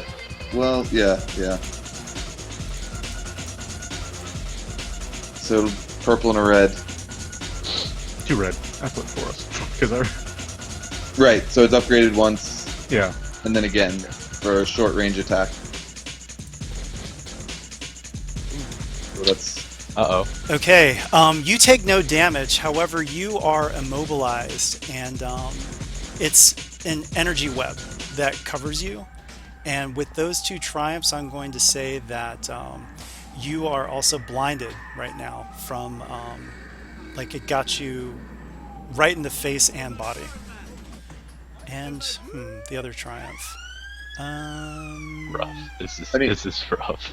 Given that it's a crit, that, like, blinded specifically is a crit, should we not? Or is this a quality of the Oh web? no, it's just I'm just saying that just for 1 round he's blinded. He doesn't actually take a crit from it. Oh, okay. Oh, thank God. But yeah, no damage, but you are immobilized, and unlike most immobilizes, it's going to be a daunting check to get out of it. And the announcer goes, the Circa experimental net thrower, energy net thrower. We want sponsors. They have all the sponsors. Right? All right, you have one more speaking turn. of sponsors. Today's Huttball obstacles are provided by Circa Corporation. Circa, brilliant solutions for a brighter tomorrow. All right, so back to the game. So that's his go, and then I've got another one. One more, yep. Okay. She is going to. Wasn't she already gone? Oh yeah, she already went. So, Trandoshans. Yes. Okay. Shrebecca, what are your defenses? Melee or ranged? Ranged. 2. Okay, 2 defenses.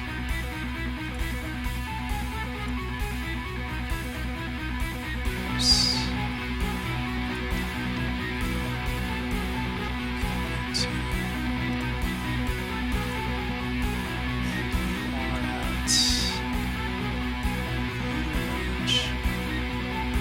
Okay, here goes. And there's an aim, 2 defenses. Miss! You see a sniper blast shoot out from behind you, but it misses. However, I'm going to say that that's going to upgrade the difficulty of your next check, because you kind of ducked and you're off balance. Upgrades take a triumph. You could add a setback for 2. Sure, I'll do that. Alright, next up. we have one turn. It goes every other from here to the end of the round. Okay.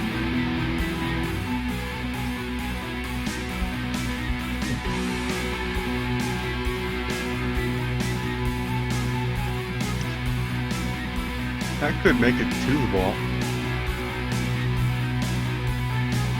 Wait, you could make it to the ball? Hack could. Oh, Hack could. Yeah.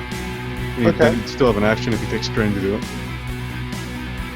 All right, I can do that. All right. Yep. All right. If I don't mind me doing that. Get the ball. Okay. So Hack kind of looks a little disgusted that Shebeka didn't get the ball over the line. He saw his vet sputtering. You see him throw up his hands like, what the? Got to do everything like damn. So. All right, so yeah, he's gonna do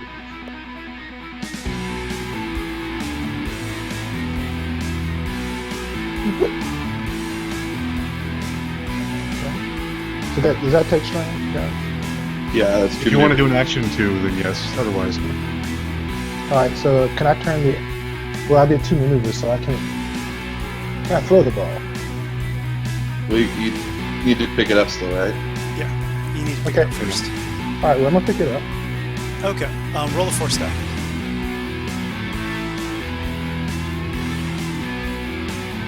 All right, forget all the other rolls. Okay, yeah, you snag it, and it looks like, well, it's acid proof, and there's not too much acid on it, so you fling it through the air at Shebeka, I assume, right? Yeah. Okay, so range light check. Uh-oh. Short range. Short Only range? one. Only one, huh? I'm going to upgrade that, though. Okay. You guys have plenty of light side. I've given you guys plenty, so... Yeah, you can go ahead and flip it back. You don't have any maneuvers to aim, unfortunately. The spirits with you, even though I'm not a So thrower. the spirits are with you, okay. Yeah! There we go. Nice. Micro bonuses that saved you there. I'm going to say, well, you tell me what happens with those advantages. You get the free maneuver. I want to throw it, and I throw it in such a way that it has a spin on the ball. Sure. So that if anyone tries to catch it while it's in the air, if that was possible, it's going to make it more difficult for them to do it. Okay, sure. You never know with these cheater things, so that's completely valid. Okay.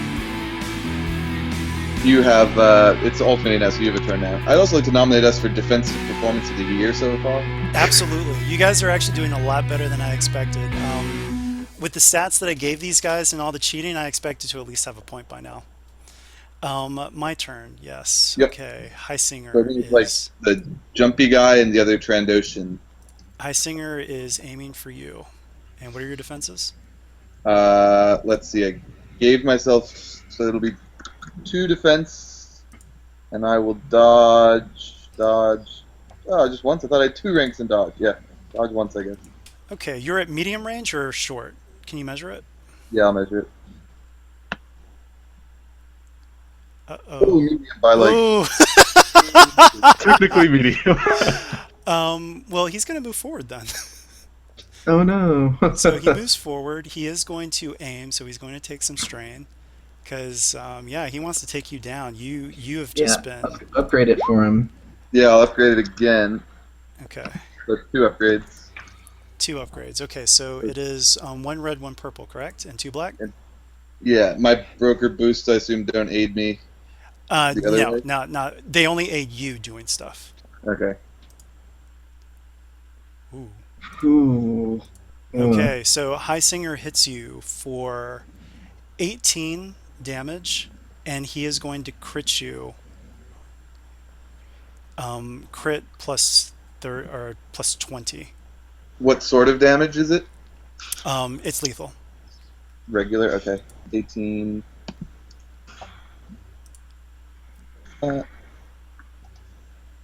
Okay, and that's his go. It was a crit plus 20, you said? Yeah. So do I I have?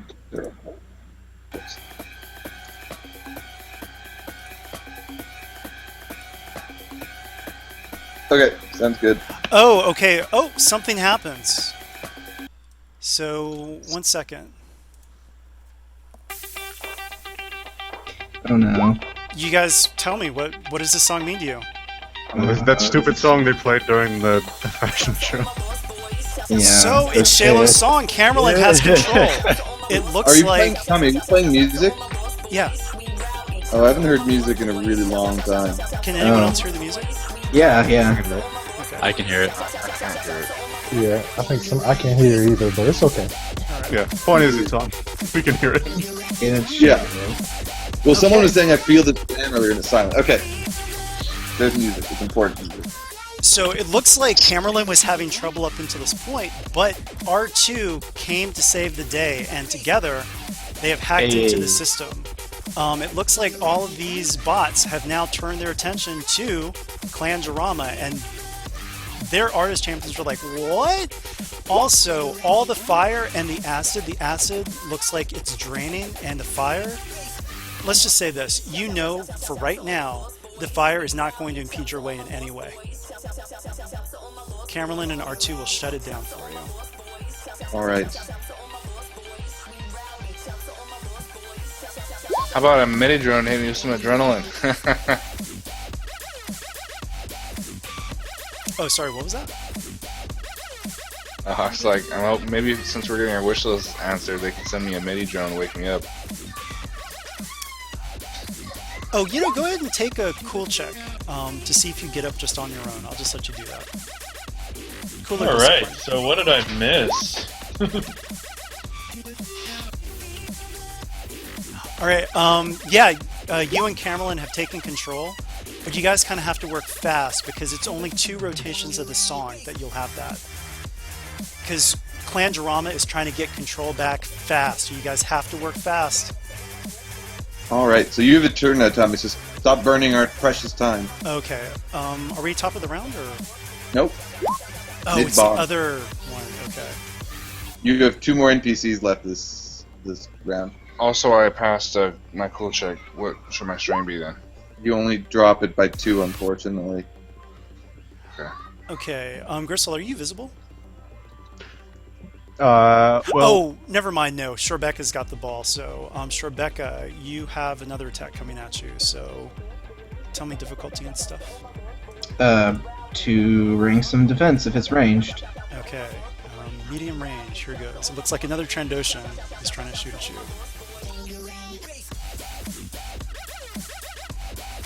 Okay, let me just make sure I've got fluent stats.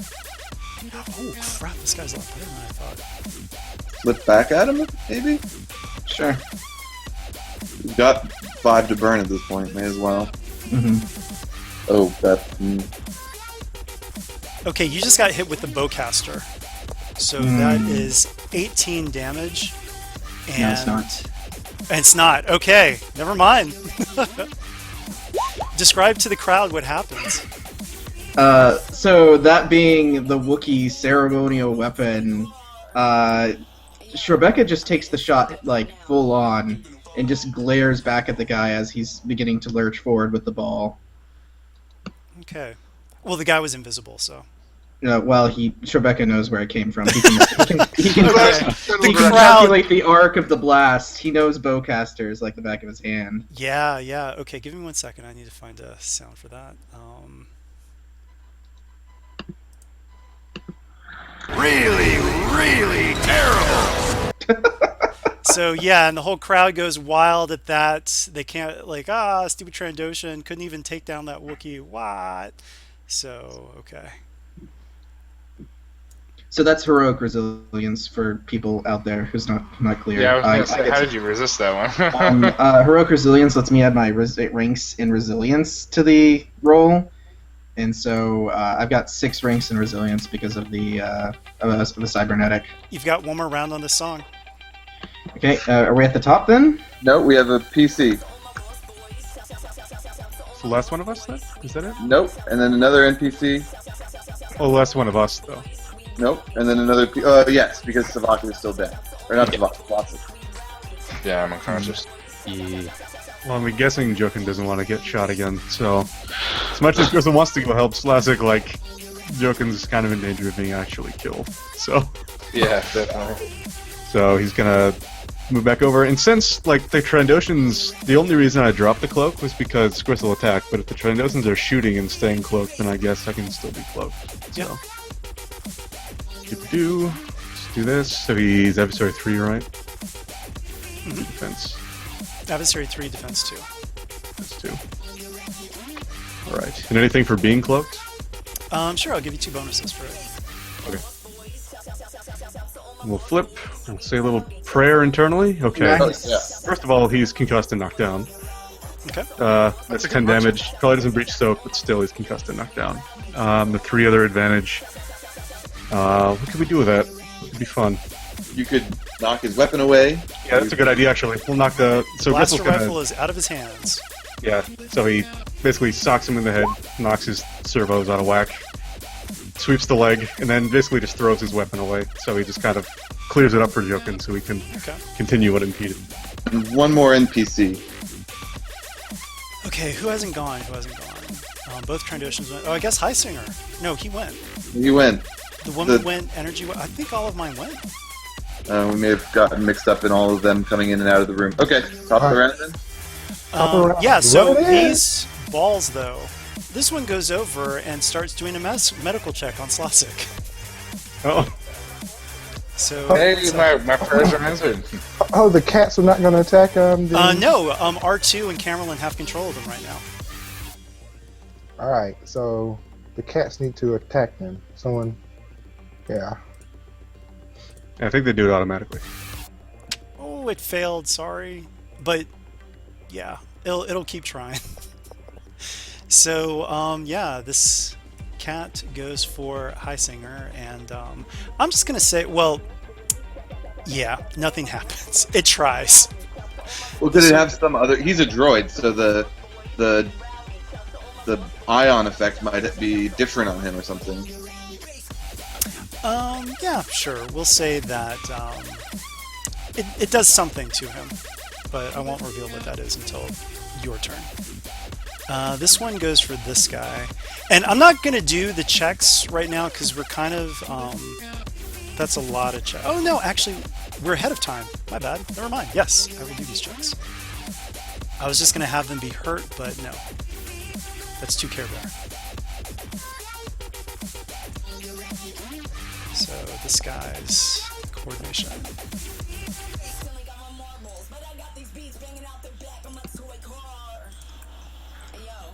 Okay, he's fine. This one buzzes over to her. So to him, so. And, oh, it gets her. Okay. That's like a third despair. And this one kind of fizzles out. It's like bzzz from the despair. The guy on the main guy, his And the one... Wait, who got the despair?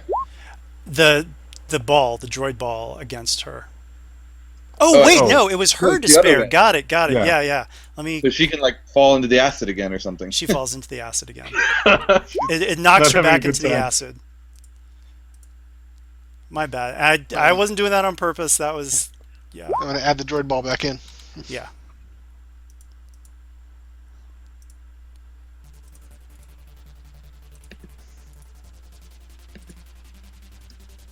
Okay, droid ball is back. And then this guy is going. And he fails. And, ooh, that's... It pushes him into the acid pit, too. Alright, good job, R2. For dunking her deeper. Just corralling him for us. Take their grappling guns. That'd be good. Let's see. But he did get a lot of advantages, so I'm trying to think. I know what I'll do with those advantages. Okay. So, top of the round. Alright. Take it in, Trebek. I'm just gonna walk it in, run it in. No reason to do checks. I wasn't thinking the last time, so. Okay.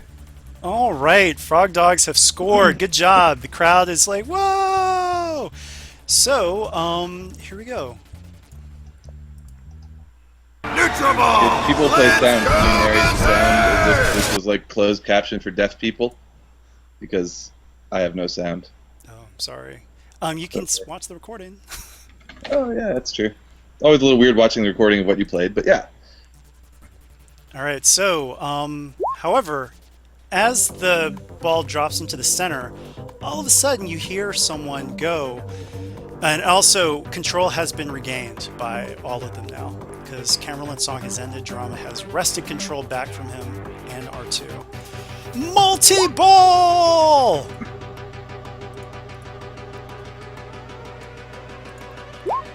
And all of a sudden you see 6 Hutt balls drop down, knocking this one off, and you don't know which one is the real one.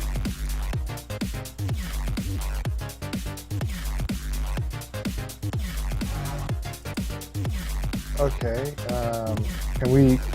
Can there be like maybe a check, or we just grabbing? Sure, you could. Oh, you know what? I think that would be a really good hacking check. I was going to suggest the same thing. Okay, yep. So, multi-ball time. Who's up first? Which Rebecca went very first. Yep. So you're saying there's 6 balls on the yeah, right? And only one of them is real. You want to try a check hack to figure out what's what? Sure. No hack is too difficult. All right, it's going to be a daunting check upgraded twice. And I'm going to say 2 setbacks if you're doing it remotely, no setbacks if you've got a ball in your hand. 2 setbacks. Yeah, you can get. Oh wait, but it's going to be 2 setbacks because you're trying to. This is going to be kind of so you can tell 1 ball at a time, or I'll say that you can upgrade or you can increase the difficulty to formidable to scan all the balls from a distance. Up to you. All right, we're going to scan all the balls from the distance. All right, formidable, upgraded twice, 2 setbacks, and I'm going to upgrade that. 3 reds, 3 purples, 2 black. All right, so it's going to be 3 reds. All right, 3 yeah. red, 2 purple. 3 red, 2 purple. Oh, 3 red and 2 purple, right. But he removes 2? Yeah, no, I'm just saying to start Yeah. from, because you put 3 and 3. Yep. Can't move my character here to put the strain on here. All right, so it's 6.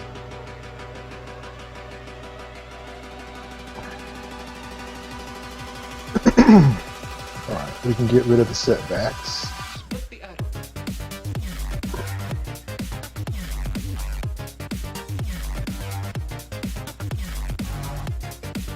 And y'all think I need to flip? Since no one didn't say anything. Go for it. Okay. You know which ball it is. Roll 1d6, and we'll start from the top fan and go around. So roll a d6. Yeah. Okay.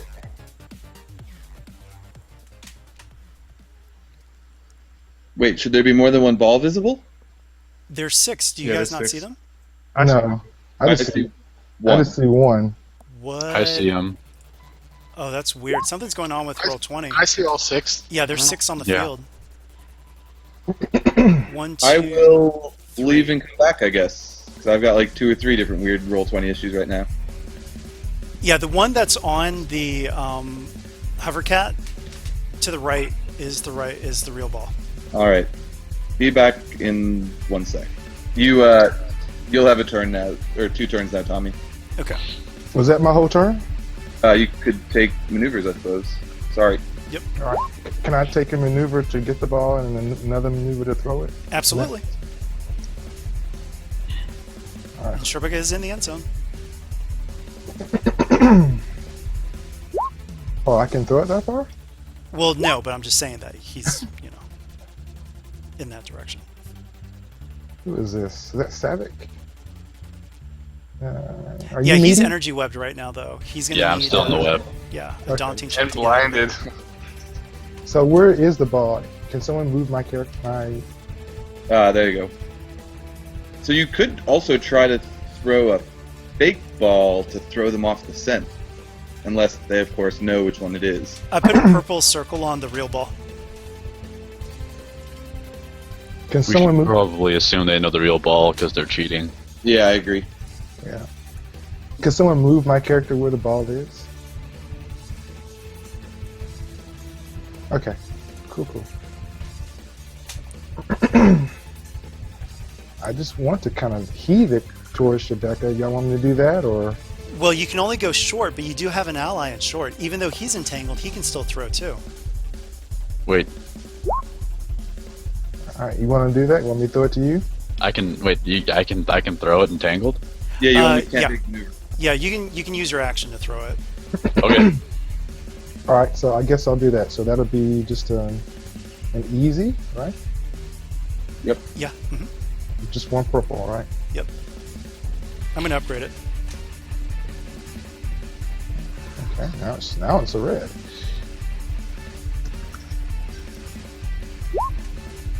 Oh, okay. He's got the ball. All right, I'm gonna have to log out and come back in because things are just all crazy. Okay. Next up, I think it's. You have 2. I have 2. Ooh. Okay. This guy is going to get out of the acid, and Sevik, what is your athletics? My athletics is 2 proficiency, 3 ability, and 1 blue, light blue, whatever it's called. Sorry. So 2P, 3A, you said, And 1 boost. and 1 boost. Okay. So Yeah, he has some physical training there. yeah. Oh yeah. He does not get it out of your hands. He's like, "Give me the ball!" And he falls back into the acid pit. And he's so pissed. The crowd is going crazy. They can't believe this. You're just holding the ball like out of his reach. These are the Ardos champions of a clan of the ancients. How can they not be smashing you guys? So yeah, he's screaming at you. And she's going to try. So she's going to step out of the acid and do the same check. So Back in. Just dump them back in. They're Imperials.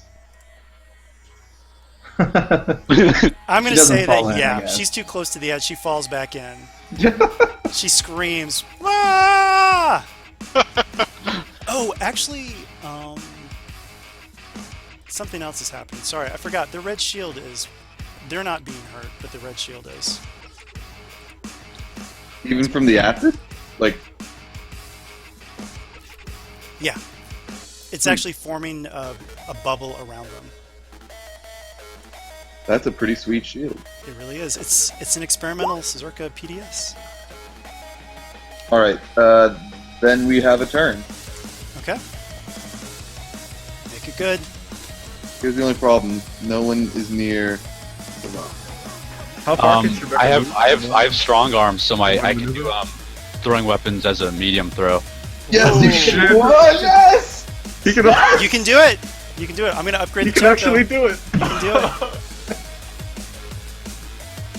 So after upgraded 1. Flipping, I don't care if you don't want to, we're flipping.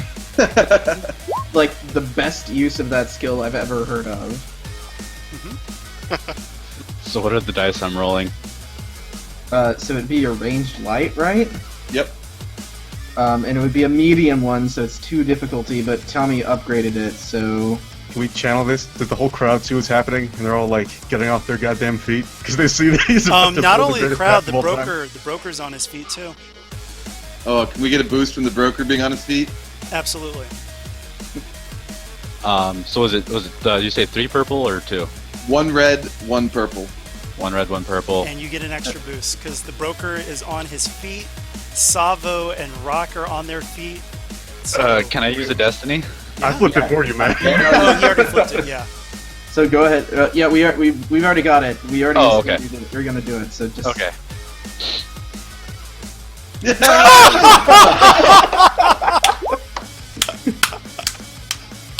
All right, move the ball. You tell me how it happens, Nick.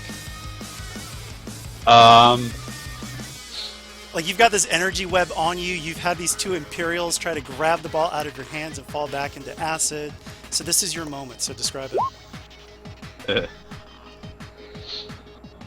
So after knocking the two Imperials into the acid pit, Savak is trying to figure out how to actually get the ball from him to his teammate.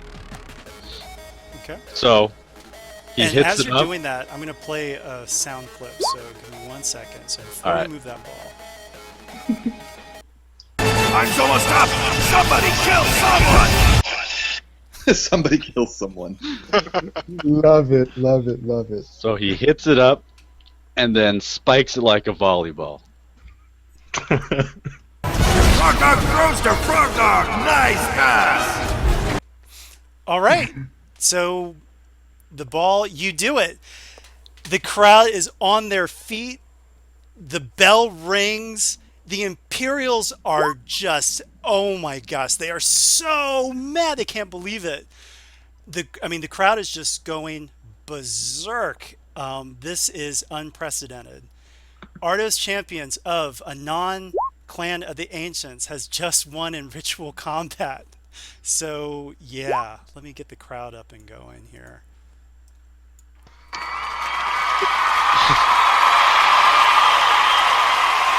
Well done. Well Does done. Rebecca do like an end zone dance? Yeah. I think Rebecca, yeah, sure. He'll jet around and like do flips and stuff. Okay. Yeah, describe what you guys do now that you've won and combat is over.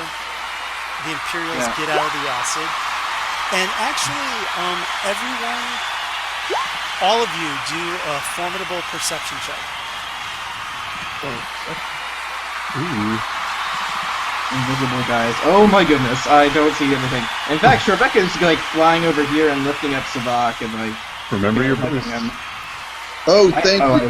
I have setbacks. I see it. I see it. Okay. Not just seeing, but voice. This guy. Which guy? This guy. These guys, I mean, man, no one came close but me. You recognize his voice. You just beat Colonel Compnor, the man who trained Captain Compnor, the man who trained and raised Ragesh.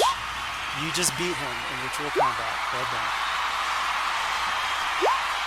And I'm sure you can guess who the woman is then. Oh, actually, no, the woman wouldn't be because Jasmine's in custody, so. Not bad. But she's another Imperial that is quite capable. But yeah, this. You can see Jabba the Hutt, and he actually looks pissed. Most of Basadi looks pissed. However, in the stands, you can see both Borga and Zivo with little smirks on their faces because they bet for you guys. And, yeah, so security gets down on the scene. They want to make sure that there are no sore losers, the Trandoshans. They spit at Shrebecca. They can't believe that they got bested by a rookie.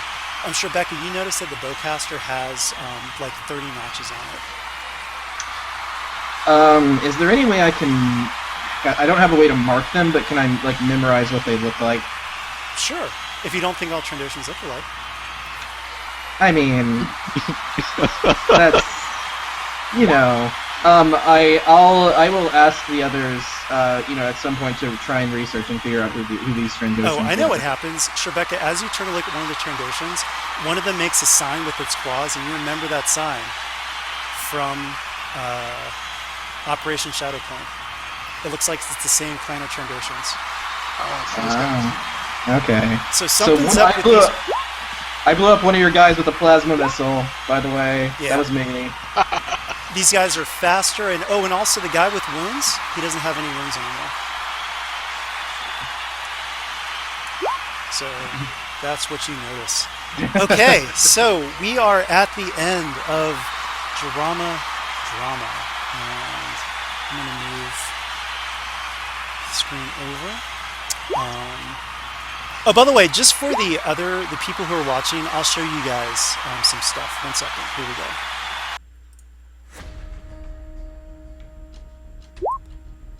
So the broker was actually, or is in attendance. So big surprise there. And Rock is one of his bodyguards. Sabo is officially an agent too, I guess. Mm-hmm. And then after that, we went to this.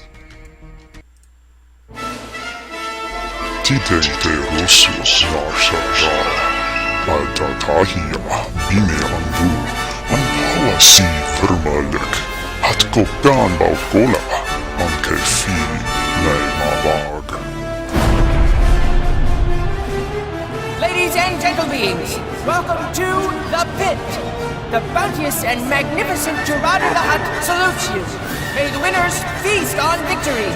There in Deathmark? Listen up! These are the rules of Huttball.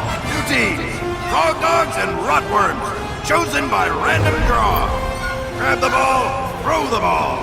Get the ball over the opposing team's line any way you can, and your team gets a point. Weapons, name calling, and cheating are all encouraged. Let's play Huttball! Rotworms have the ball. Show us what you've got, rotworms. So, whoops, not back to the safe house. Back to Minalod. Zevo's not there. So Minalod greets you in person, not in a hologram. And actually, as you guys look at the stands, the broker's like VIP box is completely empty. The broker is gone, as the rest of his entourage. And Jeff, tell the group what your team did. Okay, so there was Team Saboteur did they took a different route than I thought they would. Macron decided to use one of his alter egos, a Trem McCall, and with R2's help, they managed to fake an invitation onto the Jiramma barge, and were able to get on and sort of rub elbows with some of Clan Jiramma. Well done. And it gets better because they rolled a triumph on the creation of the invitation and a triumph to get on. They were shown about by Lello the Hutt. He rubbed elbows with Macron. Oh wait, this is going to put some wrinkles in the plan. The only problem with that is that this was happening at the same time as the match, and Lello the Hutt would have been at the festivities. Oh, so okay, but it's okay. Like, all this is still valid. We can say that it's it looked like Lello the Hutt. Maybe it was a nephew that was forced to stay on the barge. Yeah, or it was another one of the higher ups. Yeah. For Jiramma. But for all intents and purposes, yes. Like, everything else happened. So. Yeah. So they managed to rub elbows, and Macron did a great job. Everyone is able to keep their cool fairly well. At one point, Dara's character was sort of there was some kind of oh no, I remember what happened. So Dara was kind of giving Macron a little lip because she was supposed to be his personal assistant.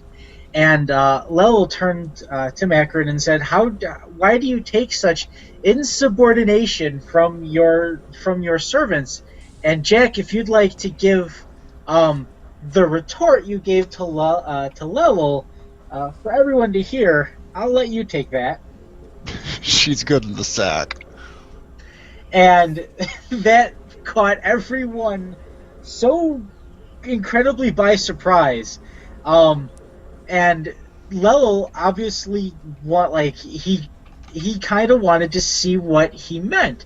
So he clapped his hands and cleared the catwalk of the other dancers that were there, and Dara's character, she succeeded on a really difficult cool check and got up there and blew the crowd away. Okay. Caused a significant enough distraction for R2 to wheel himself away and get down to engineering and do what he needed to do. Well, and basically solo all of the objectives. Yes, and pretty then much, also, yeah. And let them know the results of, and this is actually, well, actually, I'll go ahead and say it just as Minalod. So Minalod says, you've informed Minalod about the hyperspace, tampering with the hyperspace drive. So that means that within 12 jumps, that ship is going to explode. So you have completed all objectives much, much, much better than I expected, guys. Like, oh my gosh, such a good job.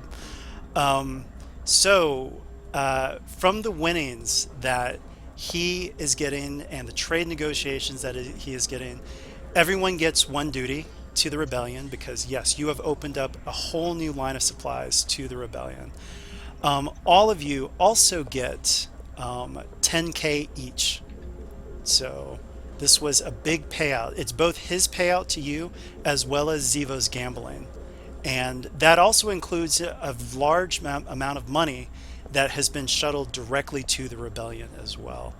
And you also get... and when M3 comes rolling up and plays a message from the broker, and the broker just says, "I'm sorry that I wasn't able to stay longer, but well done, agents. That was the most thrilling game that I've seen on Nar Shaddaa in ages." And yes, so good job. So with the funds, since Rebecca demanded that funds be sent to the rebellion, can I get in? Is there any additional duty for that? You know, actually, because you did say that, yes, you do get one extra duty. Yeah. And this is not an off the wall question, but just because we haven't really done duty this way for super long. One of Jokin's duties is operational planning, and since he was kind of calling shots from the back, would there be any added benefit there for kind of playing to his duty? So normally I would say no, but you did such a good job, I will say yes. You get another duty. As far as obligation reduction, Gristle will take part of his winnings and give it to Shalo and say that, share this with our mutual friend.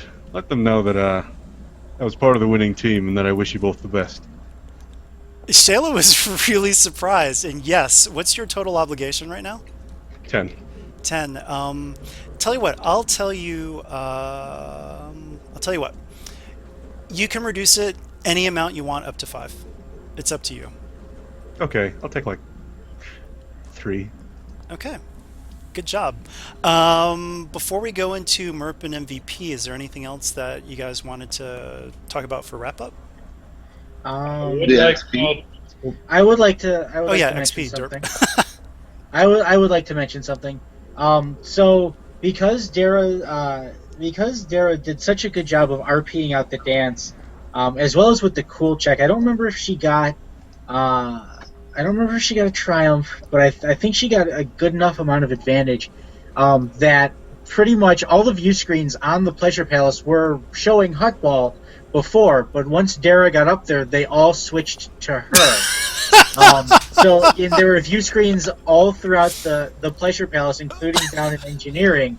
And because of her dance, everything in engineering kind of stopped for about 5 minutes. Okay, well done, well done. It's also worth noting that when R2 got down to engineering, and he recorded the footage.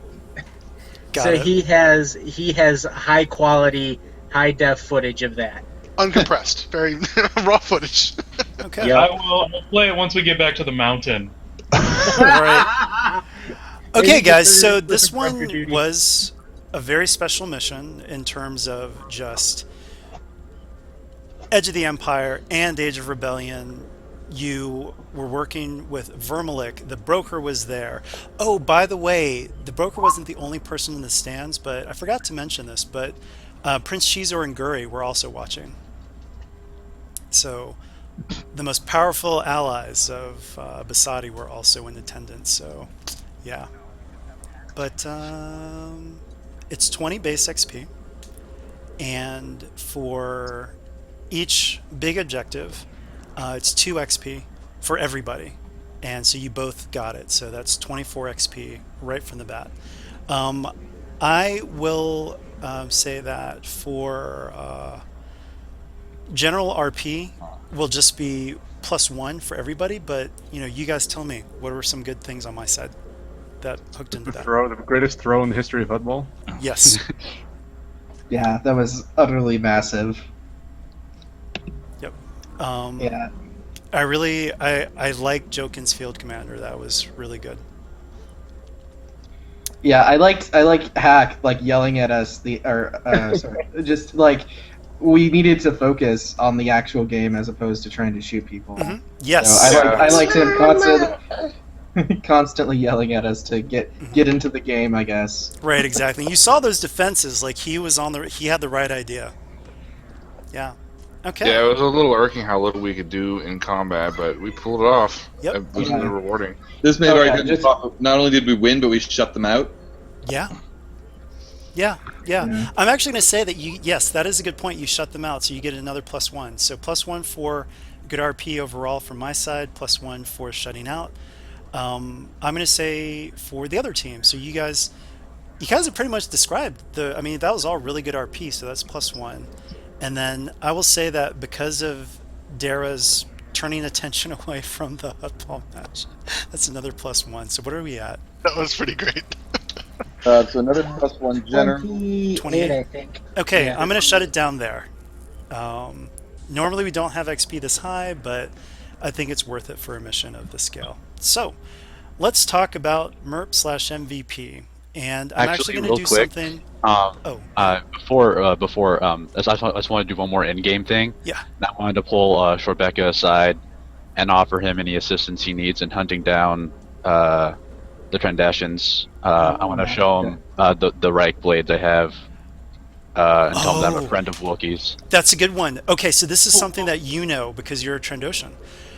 The clan, when you saw that hand sign, they are members of a clan of Trandoshans that most Trandoshans see them as heretics, and they count Jagannath points for everything they kill, including the infirm, the old, and children, which is completely against the edicts of the scorekeeper. So, yes. Oh, I'm not the Trandashan. Yeah. But, sorry. Yeah, that's me. I'm I the can weak explain clan. that to them. Yeah. There was one thing I wanted to bring up that I just totally remembered. When I was on the Hutt's, I can't pronounce that Hutt's name, but I was on the Hutt's little pleasure palace. I did manage to download. R2 managed to download the Nava computer.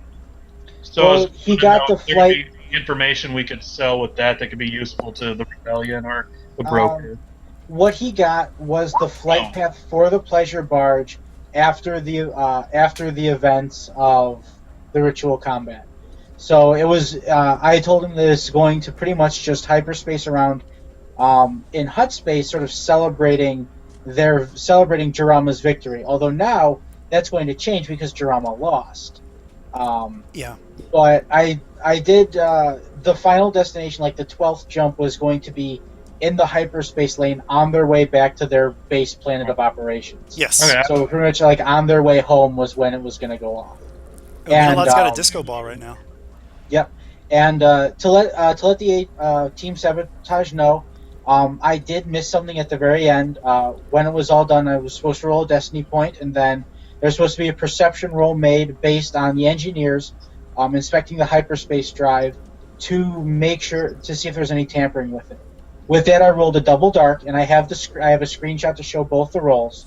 It rolled a double dark, so the perception was 3 proficiency, 1 boost, against the 2 difficulty, 1 the 2 purple, 1 red, from the upgrade, with 2 setbacks from your roll, from R2's roll to hide it, and I believe they got 1 failure and 1 threat. I know they failed for sure. Yes. They got 1 failure and 1 advantage. So I determined that was not enough for them to find it because they still failed. Yeah. And as a result, everything's going to go off without a hitch. All right. Sounds good. Yes, so MVP/MERP for my side. So before you put your votes down, let's discuss this. And actually, I'm going to do something a little differently today. It's going to be MVP and MERP for my side. Ooh. So most interesting role player first. We'll go with Hack for his really getting into the game. Yep, agree. Yeah, Hack was definitely the Hutt ball tactical specialist.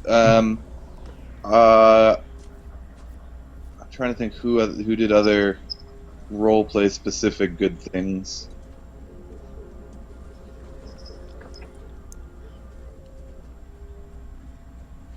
Yeah. I like the way that Shorbaka did his heroic resilience thing. That was pretty neat. But that's my it's just a talent though, so it's not as a thank you though, but Okay. Well, yeah, so go ahead and vote for Merp for my side. Looks like it's far and away, it's Hack, okay. And congratulations, Hack, for Merp. Now we're going to do MVP. So let's talk about that. It's easy to say Savak for the throw for the century, but I thought Shorbaka was really strong in that. I mean, right, yeah, the throw jetpack, yeah. The throw doesn't count if there's no one to catch it. Rebecca caught it. He's the leading scorer on our team. I think the key point in that game was when they were on the goal line with two guys and the ball. Yeah. And he jumps in and rolls the 2 tries and completely shuts them down. Goal line defense. Okay. I'm going to put forth just, I think Jokin did a great job too. I mean, those maneuvers, guys, I wasn't prepared for that. That was one big thing I was not prepared for. Yeah, actually, that's true. Without all the free maneuvers. Yeah, those free maneuvers were really upped the pace of the game for us. Overwhelming. Yeah. They were supposed to get the first point off the bat with Highsinger and the invisible Trandoshans who can move much faster than you guys. Yeah. Because, I mean, when they appeared, you're like, how'd they get there? So, yeah, they were cheating up a storm, and those field commanders did a lot. But then also, too, I also want to bring up that last throw, though, was epic. And the fact that it got it right on the dot. It's so rare that we see that. So... I just want to say, as the person who made the throw, it's all because of Jokin. I mean, I wouldn't have been in that position or anything. I mean, that's why I'm voting for Jokin, is so much of that positioning and stuff, like... Yeah. Well, I mean, Savak pretty much did the Tom Brady, the perfect spiral. Not Tom Brady. Anyone but Tom Brady. Anyone but Tom Brady, please. Don't compare me to him. Deflated Hutt ball. Hey, you can't prove that. Okay, so, yeah, let's vote for MVP then.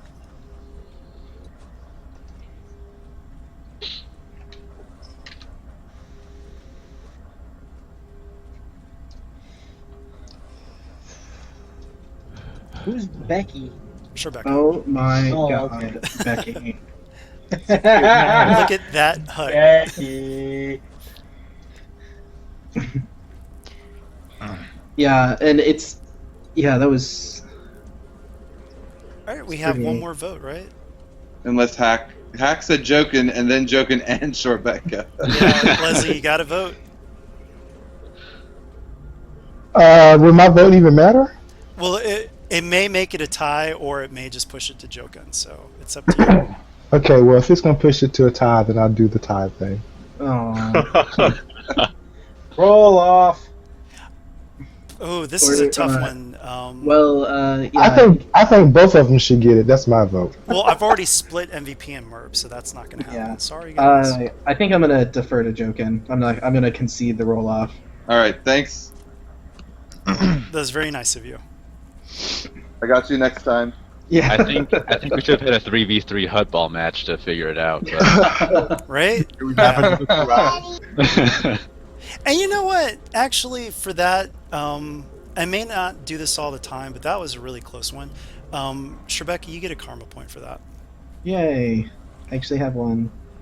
And now we go to MVP and Mert for Team Saboteur. Yep. So, Team Saboteur. MVP definitely has to be R2. It has to be. He pretty much soloed the whole mission. Yeah, he pretty much did the mission. Hey, you guys helped too. You kept all the Hutts busy. We kept them busy. We kept them busy with role play, so we'll save Merp for that debate. But I think definitely for MVP, R2. Yeah. All right, R2. Good job. Thanks, guys. You are credit to team. All right, cool. So, I mean, I guess it's just unanimous then, right? Yeah. All right, R2, congratulations on MVP. So now we move to Merp for Team Saboteur. Now I think Merp is where it's going to get really tough. Yeah, my vote's either gonna be for Dara or Duval. I'm leaning more towards Dara because that was hilarious. I'd also vote Dara if simply because I'm the one who put her in that position. So I will also vote Dara. So. All right, Okay. Dara, you got Merp. Yep. Congratulations, guys. All right, so that is the conclusion of Jiramma, Shadow the Broker 47. Please join us for our next mission, which will actually be a special mission for Veterans Day. So it will actually be on Wednesday, and we are doing 2 sessions on Wednesday.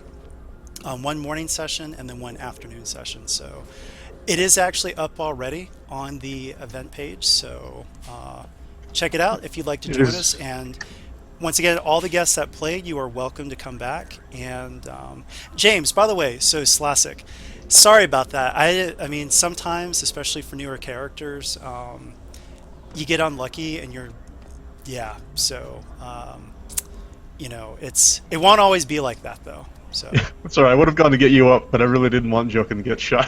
No, I totally get it. I mean, I went into something completely blind, so. But honestly, the reason I went to this one shot is because I'm getting ready to run my first game of this system, and I wanted to see how it was rolled and how everybody kind of set it up. So it was really informative for me, and it was actually kind of nice when I got knocked unconscious. I could sit back and just watch how everything played out. Okay, cool. And that's the thing with this campaign. We actually hit a year back in September, and before this campaign, the longest I could get was maybe 2 months because the campaigns would always fall apart. GMs would be flaky, players would go berserk, whatever. And so when I got this campaign together, one of the things I was really adamant about was that we would always have a guest spot available. And so I'm always happy to see guests. So even if you do have another campaign, if you ever want to pop back in, you know, feel free. And it's nice to know that there are other people running this system, because this is my favorite RPG system ever, by far. Better than D&D, better than Pathfinder. This narrative dice system kicks ass. I was really close to doing a Star Wars Saga match instead, but I run into the system and I like the fudge die concept, and I want to give it a real good go. Yeah, it's good stuff, especially that bad things can come up with really cool results. And people falling into acid pits over and over again. That's the other thing, guys. You shamed Colonel Compnor. Like, you didn't just beat him, but you shamed him. That was massive. That was brutal. I felt kind of bad after he fell into the pit and then she fell into the pit. I was like, I'm on the ground tasseled. How am I knocking these people off? So these people are the cream of the crop of the Empire and Clan Jiramma. And you guys shut them down. I thought the match was going to be more like you guys had a possibility to lose. If you lost, it would be like 2-1, and if you won, it would be something like 2-1, not 2-0. Like, what? So yeah, when Tom and I were going over this, I thought it was going to be a much tougher match. Like, it would be like 1 point difference, or you guys were going to get shut out. Yeah. All right, so I'm going to cut the recording here, but once again, thank you guys for playing. Hope you guys had a good time. I had a great time jamming this. Thank you, Jeff, for helping me with this mission. And we need to get together, by the way, because we're going to write this one up soon. But until then, we only apply the +2 XP. So okay, I'll make sure to change that then. All right, so see you guys next time on Shadow of the Broker.